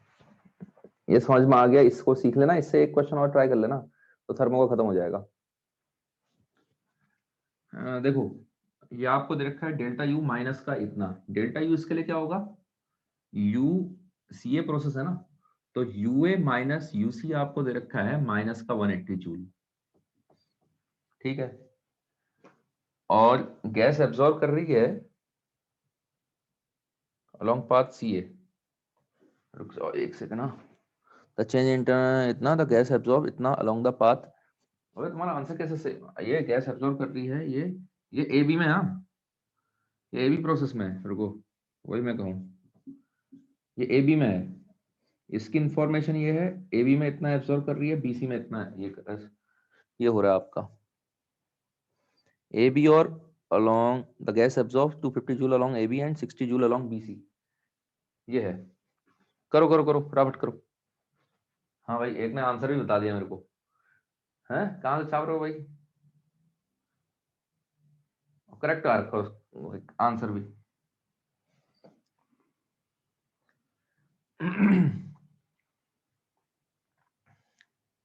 ए बी में इतनी गैस एब्जॉर्ब कर रही है और बीसी में इतनी गैस एब्जॉर्ब कर रही है, तो आपसे जान रहा है कि वर्क डन बताओ एबीसी में। देखो एबीसी का जो हो जाएगा, कोई भी कोई भी प्रोसेस है, जैसे कि फिलहाल एबीसी है, एबीसी के लिए delta Q is equal to delta you plus W लगाओगे, डेल्टा क्यू कितना हो जाएगा, डेल्टा क्यू भी एबीसी, आप ये समझो A B plus BC process का कॉम्बिनेशन है, ठीक है। तो delta Q A to B में क्या हुआ है, एब्जॉर्ब हो रखी है, तो 250, अगले वाले में क्या हो रखी है, एब्जॉर्ब हो रखी है 60। तो एबीसी प्रोसेस का डेल्टा क्यू तो आपका ऐसे निकाल लोगे आप, एबीसी प्रोसेस को दो प्रोसेस में ब्रेक कर दो, ये वाले और ये वाले में, तो डेल्टा क्यू कितना हो जाएगा, delta Q net, delta Q one plus delta Q to.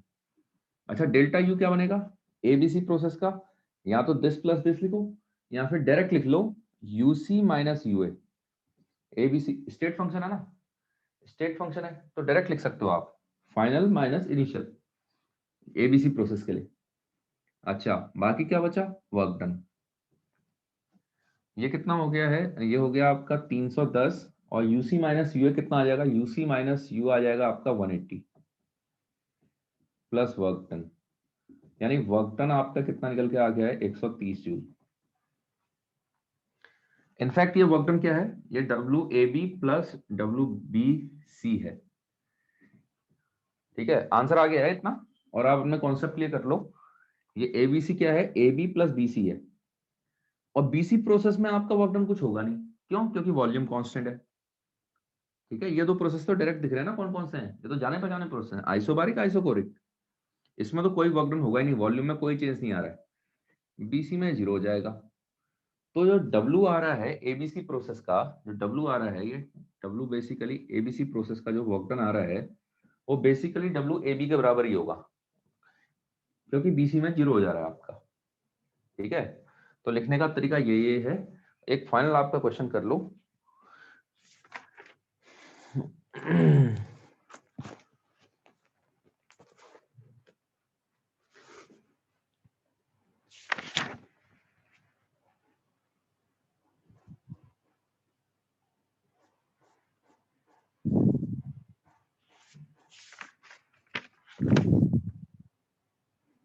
Final का दो कर लो, तो दिक्कत ही होगी इसमें, ये कर लो।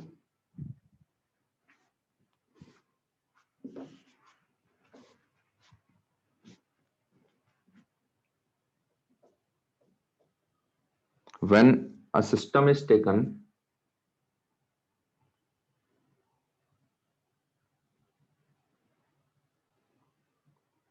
when a system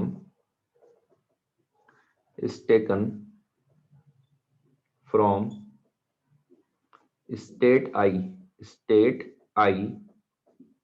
to state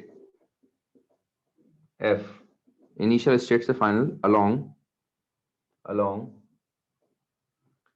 I A F, तो Q की वैल्यू देखी गई 50 कैलोरी और वर्क डन देखा गया 20 कैलोरी, और अगर आप जाते हो, ये along है IAF और along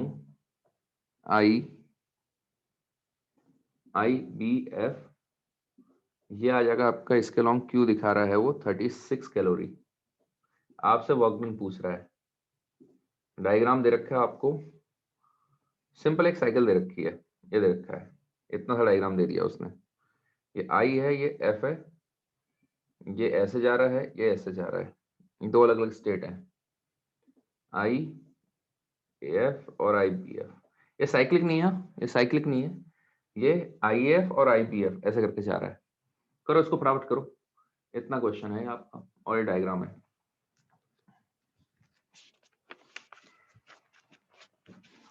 हाँ भाई, इसमें किसी को कोई डाउट है? ये वाला समझ में आ गया?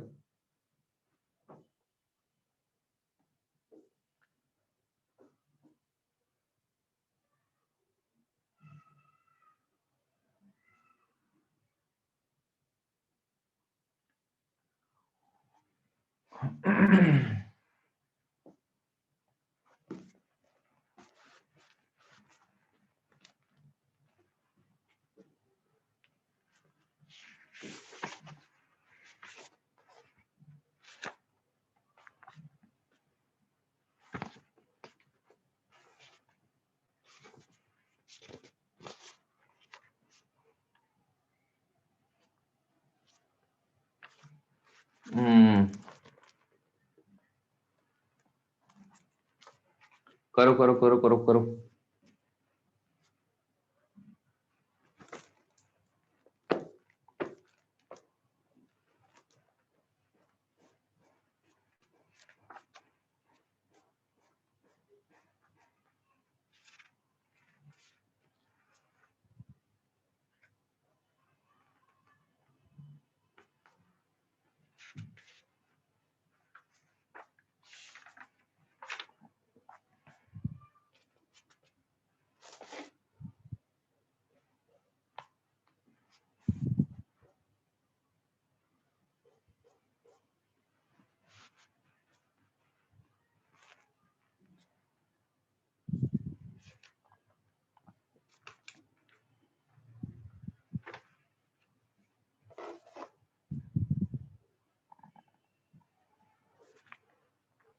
आ गया भाई? कितना का आ गया? 6 कैलोरी आएगा, 6 कैलोरी। अरे जूल में नहीं है, सारे आंसर कैलोरी में चल रहे हैं, सब कैलोरी में दिया हुआ है। 6 कैलोरी।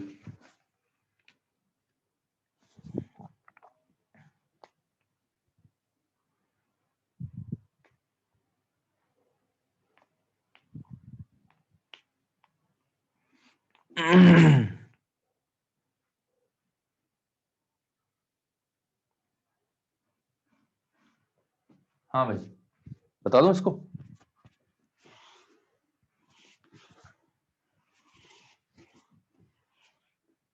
तो क्या दे रखा है? आई एफ प्रोसेस दे रखा है, आई ए एफ। डायरेक्ट लिखो, आई एफ में डेल्टा क्यू कितना हो जाएगा? आई ए एफ के लिए लगाओगे तो 50, सब पॉजिटिव दे रखा है, तो 50 is equal to 20 work done. आप क्या लगा रहे हो? Delta Q is equal to delta you plus W का कॉन्सेप्ट लगा रहे हो आप, तो ये प्लस डेल्टा यू आ जाएगा। डेल्टा यू कितना हो जाएगा? डेल्टा यू हो रहा है आपका यू एफ माइनस यू आई, तो यू एफ माइनस यू आई की वैल्यू आ गई है आपकी 30 कैलोरी। जब आई बी एफ वाले रास्ते से जाओगे, सेम चीज लगाओगे, तो 36 work done plus delta U बनेगा आपका U F minus you I, final वाला माइनस इनिशियल वाला। तो कितना दे रखा है? ये दे रखा है 30, ये दे रखा है 36, तो वर्क डन 6 कैलोरी आ जाएगा। अरे आ गई बात समझ में?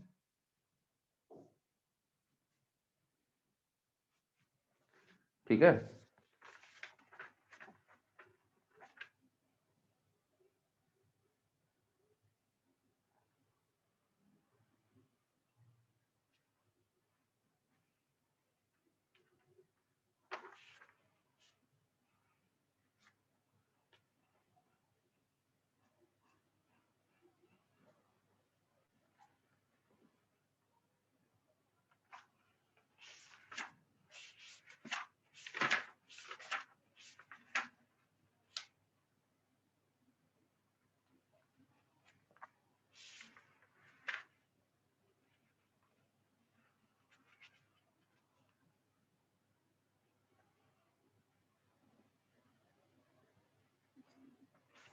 चलो ठीक है, इतना थर्मो के लिए इतना ही रखते हैं।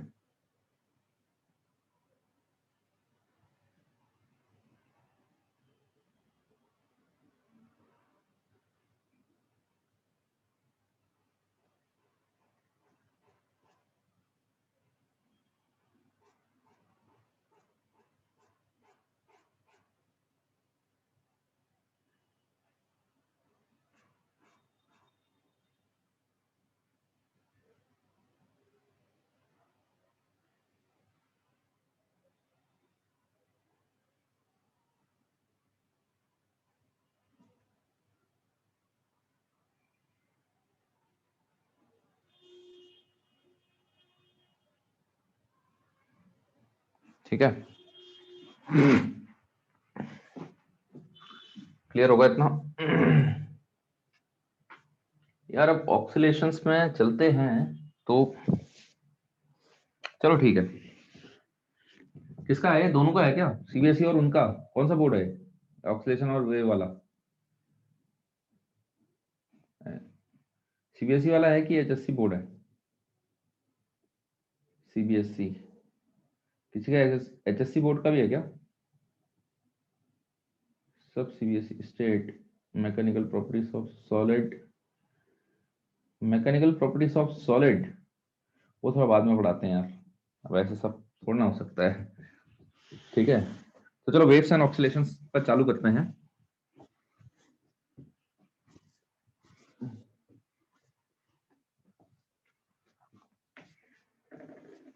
देखो,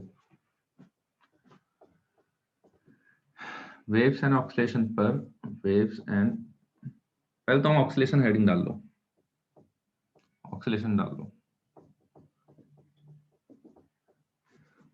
ठीक है, देखो मोशन क्या होता है, मोशन आपके एक होता है पीरियोडिक, अगर आप मेजर मेजर क्लासिफिकेशन करो, एक हो जाएगा नॉन पीरियोडिक, तो पहले समझना जरूरी है इसको। और पीरियोडिक में आपके हो जाएंगे या तो ऑक्सीलेटरी होगा या होगा नॉन ऑक्सीलेटरी। नॉन ऑक्सीलेटरी में सर्कुलर मोशन आ जाता है, यूनिफॉर्म सर्कुलर मोशन, जिसमें ओमेगा फिक्स हो जाता है आपका, याद आ रहा है कुछ? ठीक है, ऑक्सीलेटरी मोशन में क्या होता है, ऑक्सीलेटरी मोशन में होते दोनों पीरियोडिक ही हैं अबाउट सम मीन पोजीशन। जैसे एग्जांपल के लिए आपका पेंडुलम हो गया, ठीक है, किसी पोजीशन के अबाउट घूम रहा है वो, इस पोजीशन के अबाउट वो ऐसे ऐसे चक्कर काट रहा है, ठीक है, तो उस पोजीशन से पास कर रहा है, उसके बाद ऑक्सीलेट कर रहा है, तो वो आपका इसमें आ जाता है ऑक्सीलेटरी में, और ये नॉन ऑक्सीलेटरी में। ये हो गई ऑक्सीलेटरी के अंदर क्या होता है, ऑक्सीलेटरी और इसके अंदर एक आता है एसएचएम, एक आता है नॉन एसएचएम बोल सकते हो आप। एसएचएम वो होता है जिसमें फोर्स प्रोपोर्शनल आता है माइनस एक्स के,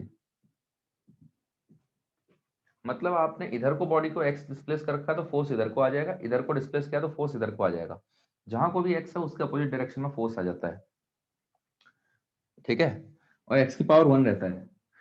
बाकी सब में, बाकी नॉन एसएचएम के अंदर कुछ भी हो सकता है, एफ प्रोपोर्शनल टू कुछ भी आ सकता है, बेसिकली माइनस ऑफ एक्स की पावर एन रख सकते हो, एन ना ही 1 होना चाहिए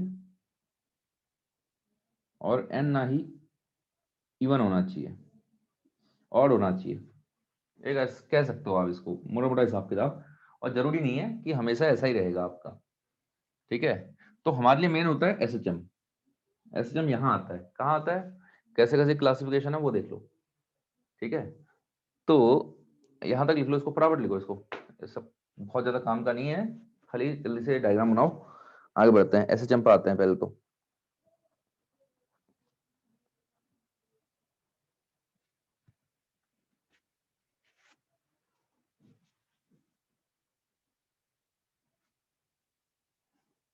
इनफैक्ट स्क्रीनशॉट खींच लो यार इसका, क्या ही छापोगे, ठीक है।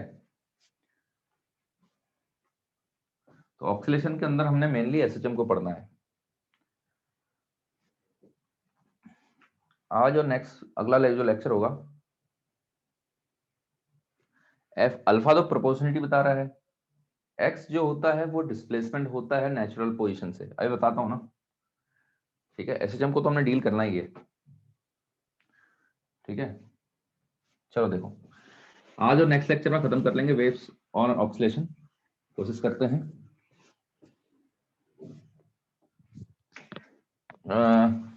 तो एसएचएम की जहां तक बात है, एसएचएम में क्या होता है, देखो ये होता है, एसएचएम को आप दिमाग में ऐसे रखना, ये कोई आपका स्प्रिंग ब्लॉक लेके चलना, आप स्प्रिंग ब्लॉक सिस्टम है ये वाला, ये आपकी नेचुरल लेंथ है, यहाँ पर नेचुरल लेंथ है। मेरे ख्याल से स्प्रिंग ब्लॉक को हर कोई जानता है, ठीक है ना, इधर उधर डिस्प्लेस करोगे ऑक्सीलेट करने लग जाता है। तो ये नेचुरल लेंथ है, यहां से इसको कंप्रेस करोगे ऑक्सीलेट करेगा, बस वही मोशन आपका ऑक्सीलेशन, वही आपका एसएचएम के अंदर आ जाता है। ये एसएचएम का एक एग्जांपल है, लेकिन इसको दिमाग में रख के आप पूरा एसएचएम को विजुलाइज कर सकते हो। तो बेसिकली हो क्या रहा है, इसको हमने x इक्वल टू 0 की पोजीशन बोल दी है, ये अगर यहाँ और यहाँ के बीच ऑक्सीलेट कर रहा है, इसको हमने बोल दिया प्लस ए, ये हो गया x इक्वल टू माइनस ए जहां पर क्या हो गया, ए आपका, अच्छा इस पोजीशन को बोलते हैं एमपी, इसको बोल देंगे ईपी, ईपी ईपी क्या है, एक्सट्रीम पोजीशन, ए को बोला गया है एम्पलीट्यूड, एम्पलीट्यूड, एमपी क्या है, mean position, mean position, mean position क्या होती है, मीन पोजीशन और इक्विलिब्रियम पोजीशन, इक्विलिब्रियम पोजीशन, ये वो पोजीशन होती है जहां पर आपका फोर्स 0 होता है, ठीक है। ईपी क्या है, ईपी को इक्विलिब्रियम पोजीशन नहीं मानना, एक्सट्रीम पोजीशन, ये मेरे नोटेशंस हैं, बार बार कौन लिखेगा extreme position mean position, MP और ईपी मैं लिख रहा हूँ, ठीक है। तो मैं इसको रेफर करता हूँ एक्सट्रीम पोजीशन, एक्सट्रीम पोजीशन क्या होती है, जहां पर पार्टिकल की वेलोसिटी 0 होगी।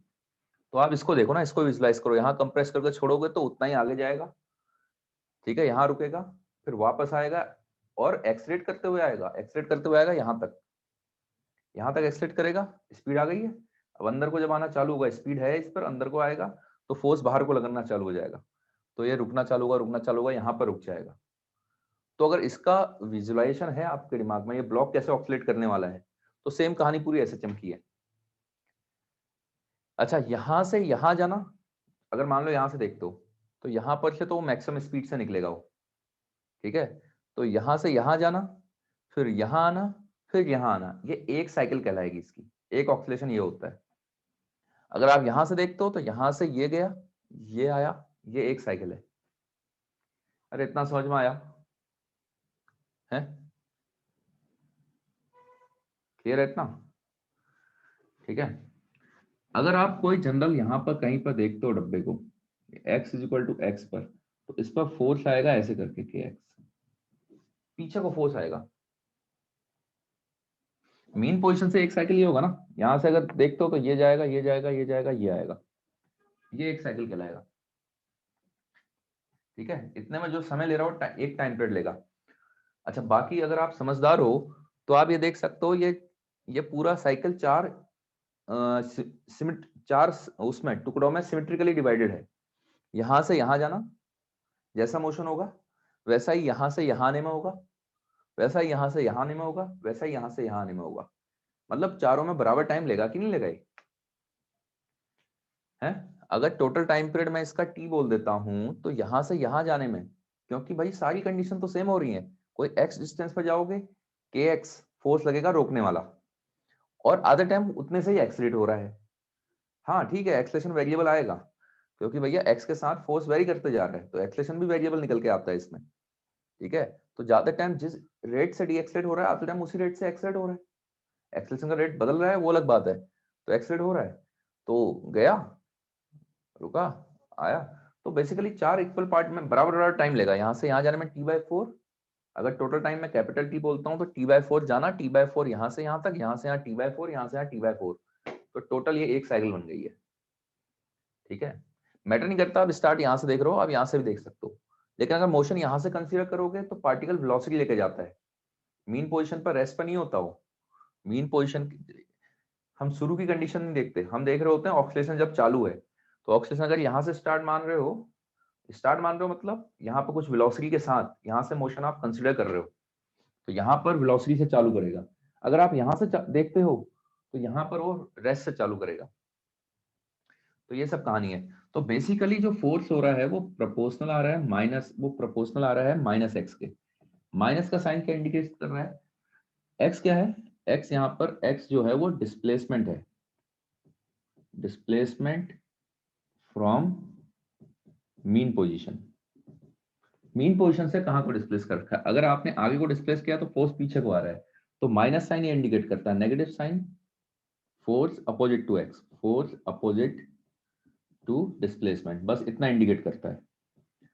फोर्स अपोजिट टू डिस्प्लेसमेंट है मतलब वापस आने की टेंडेंसी। आप इधर को भेजोगे तो फोर्स एक्स नेगेटिव हो जाएगा, एक्स नेगेटिव हो गया तो नेगेटिव नेगेटिव पॉजिटिव बन गया, तो फोर्स आगे को आ जाएगा, तो फोर्स आपका पॉजिटिव बन के आ जाएगा।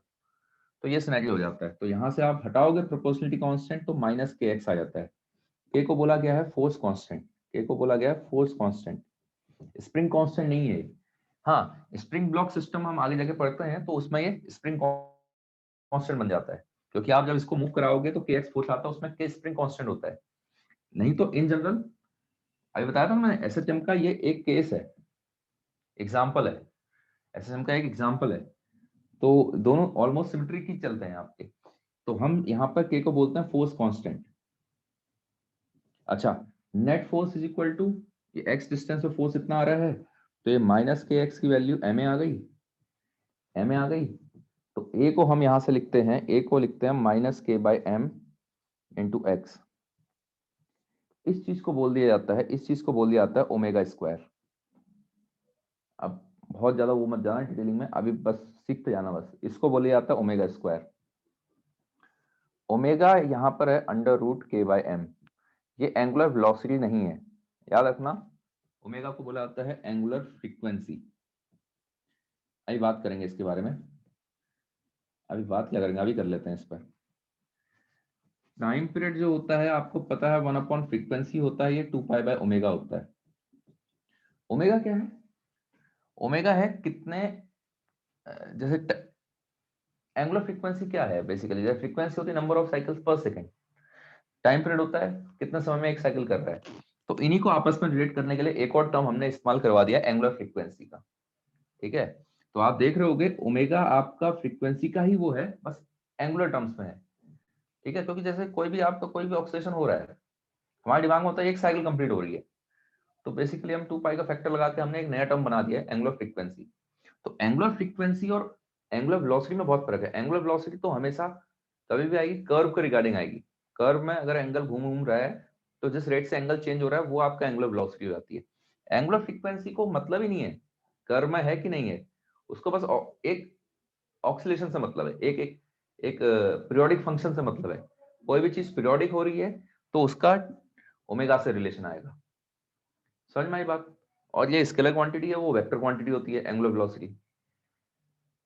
ठीक है, आई बात समझ में? तो ये रहता है आपका। अच्छा इसको हम यहां से ऐसे भी लिख सकते थे, minus K X is equal to M. Acceleration को आप लिख सकते हो डबल डिफरेंशिएशन ऑफ ये डिस्प्लेसमेंट पोजीशन। ठीक है, अब यहां से कितना बनाए, एम डी टू एक्स ये plus K X is equal to 0। ये बन गई differential form of SHM, differential form of SHM. अब आपको पता है हर डिफरेंशियल फॉर्म का कोई ना कोई सॉल्यूशन होता है। जैसे लेट्स से मैंने dy by dx is equal to, ये भी एक डिफरेंशियल फॉर्म है, 3x लिख दिया है, इधर उधर ले जाओगे इंटीग्रेट कर लोगे हो जाएगा। लेकिन यहाँ पर डबल डिफरेंशिएशन है, इतनी आसानी से इंटीग्रेट नहीं होगा। इसका सॉल्यूशन जो आता है वो आप कॉलेज में जाके पढ़ते हो, सेकंड सेमेस्टर में शायद पढ़ोगे प्रोबेबली। ठीक है, सेकंड डिग्री की इक्वेशन है,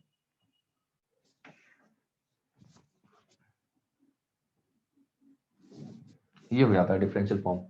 सॉल्यूशन ऑफ ये सॉल्यूशन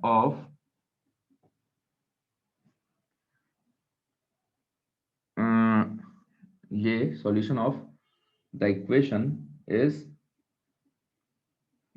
इज हर एक का सॉल्यूशन होता है कुछ ना कुछ। तो इस डिफरेंशियल फॉर्म का जो सॉल्यूशन निकल के आता है वो आता है x is equal to A sine omega T plus five, A sine omega T plus five. चाहे तो इसको कॉस से लिख लो चाहे साइन से लिख लो, कोई मैटर नहीं करता।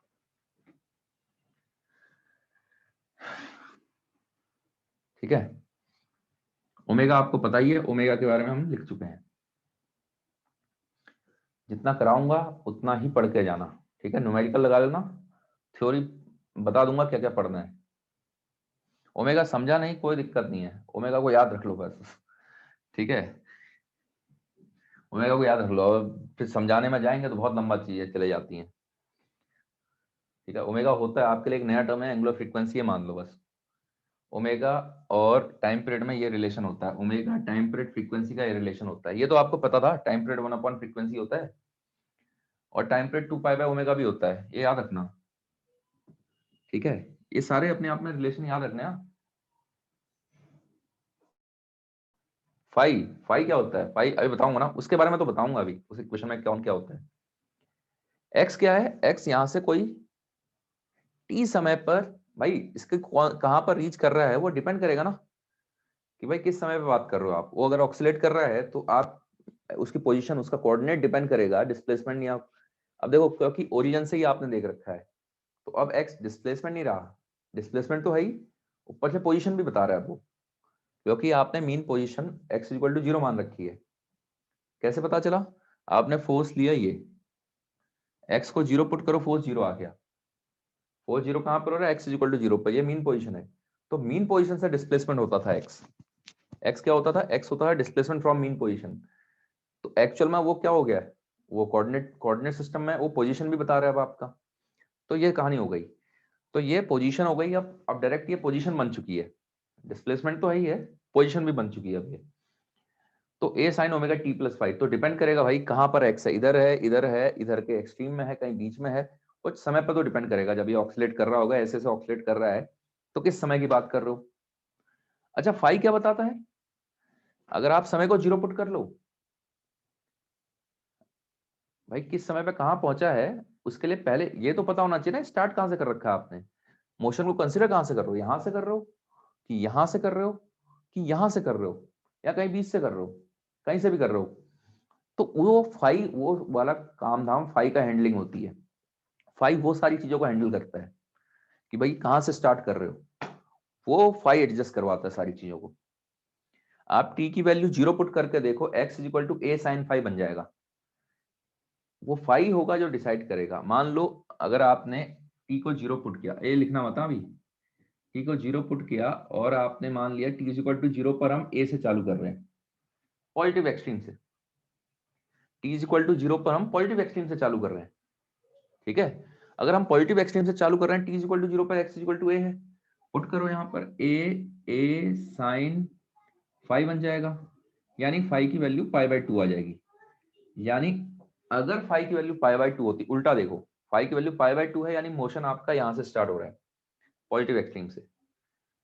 ठीक है, अगर मान लो नेगेटिव एक्सट्रीम से चालू करते हैं तो टी इज इक्वल टू 0 पर एक्स की वैल्यू माइनस ए पुट कर लो।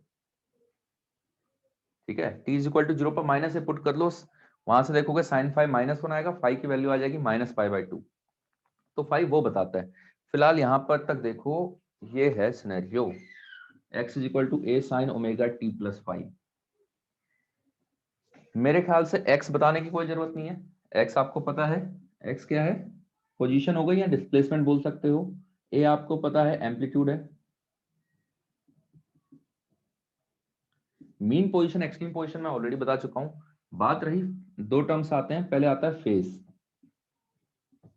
फेज क्या होता है, ओमेगा टी प्लस फाइव, जो भी ब्रैकेट के अंदर पूरा है वो फेज कहलाता है, जो ब्रैकेट के अंदर पूरा है वो फेज कहलाता है आपका। ठीक है, वो पूरा का पूरा फेज कहलाएगा।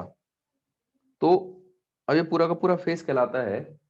फेज मतलब क्या है, आप किस फेज से गुजर रहे हो, आप 11 के फेज से हो, आप इस फेज को, तो भाई यही तो डिसाइड करेगा अंदर का फैक्टर कि वो किस लोकेशन पर है। ठीक है ना, ये अंदर का पूरा फैक्टर डिसाइड करेगा कि ये किस लोकेशन पर है आपका, शुरू कहां से कर रखा है वो इस पर डिपेंड करेगा, फिर समय पर भी डिपेंड करेगा कहां पर पहुंचा हुआ है ना, ये कहां पर किस कहां पर है, वो पूरा की पूरी कहानी इस पर डिपेंडेंट होगी। इस पर डिपेंडेंट होगी, समय पर तो डिपेंडेंट होगी। ऊपर से बताना पड़ेगा कहाँ से स्टार्ट कर रहे हो, आपको कहाँ से आपने मोशन कंसीडर कर रखा है, वो हैंडल करना इसका काम होता है फाई का। तो ये हो जाता है आपका पूरा का पूरा फेस कहलाता है। ये पूरी कहानी बताता है कि भैया एक्स कहाँ पर होगा, क्या होगा। ये अगर पता चल गया आपको, फेस पता चल गया, एक्स पता चल गया आपको, बस एम्पलीट्यूड आपको नो नहीं होता है, तो इसको फेस बोलते हैं। अच्छा, इसमें एक आता है इनिशियल फेस और फेस कांस्टेंट। फेस कांस्टेंट और इनिशियल फेस और इपॉक, इपॉक भी बोलते हैं इसको। ये क्या हो गया, इनिशियल फेस मतलब जो टी इज इक्वल, ये पूरा फेस है। अब फेस में दो टर्म है, एक ये वाला टर्म है, एक ये वाला टर्म है। ये तो टाइम डिपेंडेंट टर्म हो गया, लेकिन ये तो कांस्टेंट टर्म है, ठीक है। इसी को बोलते हैं हम फाई।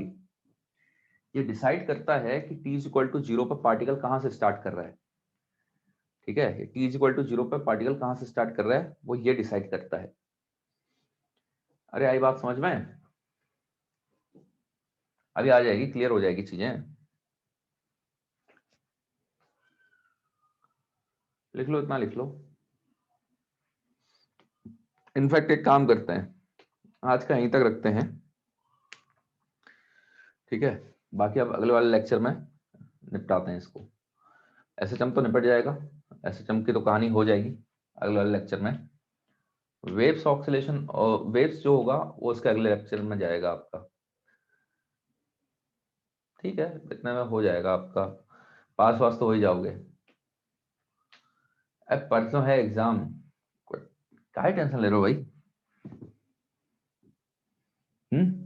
अरे उनका उतना तो आ ही रहा होगा जितना पढ़ा दिया है। जहां तक एपीएन वालों की बात है, तुम्हारा कहाँ तक हो गया, सेंट्रल मास तक तो हो ही गया ना, है। आरबीडी चल रहा है बस, तो उसमें काफी कुछ कवर हो जाता है भाई, उतना हो गया, 50% हो गया आपका। एससीवी से एसएचएम कर लेंगे, अरे अभी कहाँ से कर लोगे भाई। इनिशियल फेस, इनिशियल फेस के बाद लिखा है इपॉक। एसएचएम का यार करोगे थ्योरी पार्ट,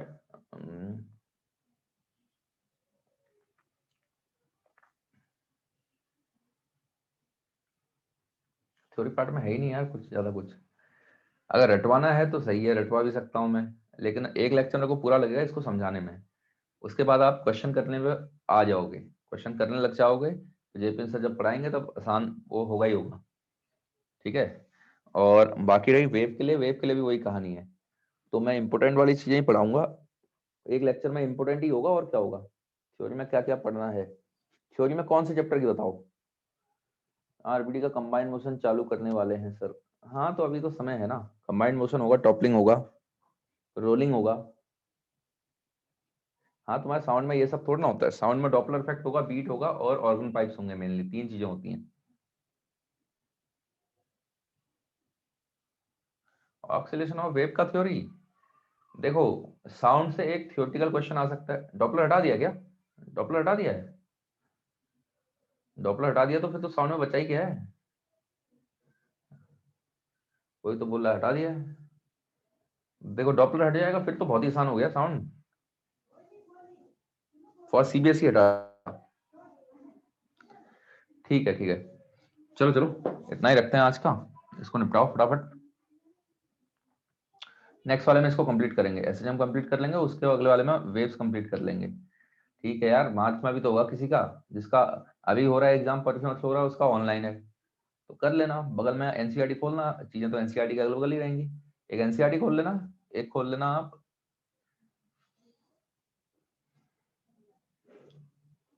वो जो अपनी थी, हाँ गूगल, हाँ है गूगल, गूगल पावर जिंदाबाद है यार, क्या करना बाकी, क्या टेंशन ले रहे हो। हाँ बस एग्जैक्ट वही कॉपी पेस्ट मारना बिल्कुल है।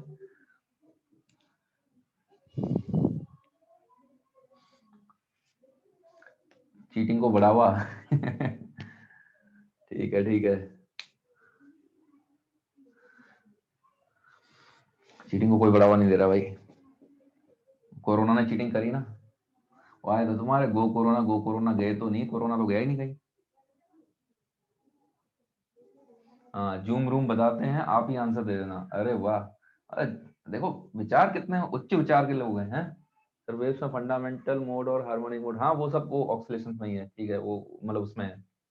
ऑफलाइन वाले क्या करें, ऑफलाइन वालों का फेब्रुअरी में तो नहीं है ना, ऑफलाइन वालों का फेब में है क्या फाइनल? मार्च में है ना, हाँ तो मार्च तक हो जाएगा, टेंशन मत लो, मार्च तक मैं इस हफ्ते कोशिश करता हूँ ये निपटाता हूँ, शायद अगला हफ्ता भी मैं इसी पे कर लूँ, तो एक दो हफ्ते में निपट ही जाएगा, पूरा बोर्ड ही निपट जाएगा, पहले उनका सिलेबस ही निपट जाएगा बोर्ड के हिसाब से, फिर अपना आराम से कॉन्सेप्ट बिल्डिंग अपना वो चलते रहेगा। हाँ हाँ आराम से हो जाएगा पहले मार्च तक। अबे इस वीक अगले वीक में हो जाएगा, सब हो जाएगा इस वीक अगले वीक में, ग्रेविटेशन भी हो जाएगा, यूनिट डायमेंशन भी करवा दूंगा, हटाओ। वेव्स ऑक्सीलेशन हो जाएगा, 2 लेक्चर वेव्स और ऑक्सीलेशन, फिर क्या बचा आपका दो, अगले हफ्ते में एक में ग्रेविटेशन हो जाएगा, एक में आपका यूनिट डायमेंशन हो जाएगा, एक में मैकेनिकल प्रॉपर्टी, बस हो गया। और क्या बचा है उसमें? अब इतना बहुत होता है पास होने के लिए, अब क्या टॉपर थोड़ा ना बनना है। चलो चलो जाओ जाओ जाओ, विस्कोसिटी विस्कोसिटी ठीक है, अब चिल करो, कुछ सब पूरा पढ़ के जाओगे क्या? अच्छा unit and dimension JPN sir ने कराया था आप लोगों को, तो बढ़िया है। यूनिट एंड डायमेंशन, अरे भाई unit and dimension JPN sir ने करा रखा है, तो वहां से देख लेना, यूट्यूब से देख लेना, इनको बोर्ड के लिए करा रखा है, हाँ तुम्हारे उसमें एपीएन वाले में शायद पड़ा होगा, तो एपीएन वालों में से देख लेना यूनिट एंड डायमेंशन। भाई अंग्रेजी भी पढ़ाएं क्या, अंग्रेजी और फिजिकल एजुकेशन? चलो चलो चलो, जाओ जाओ जाओ जाओ, हो गया चलो।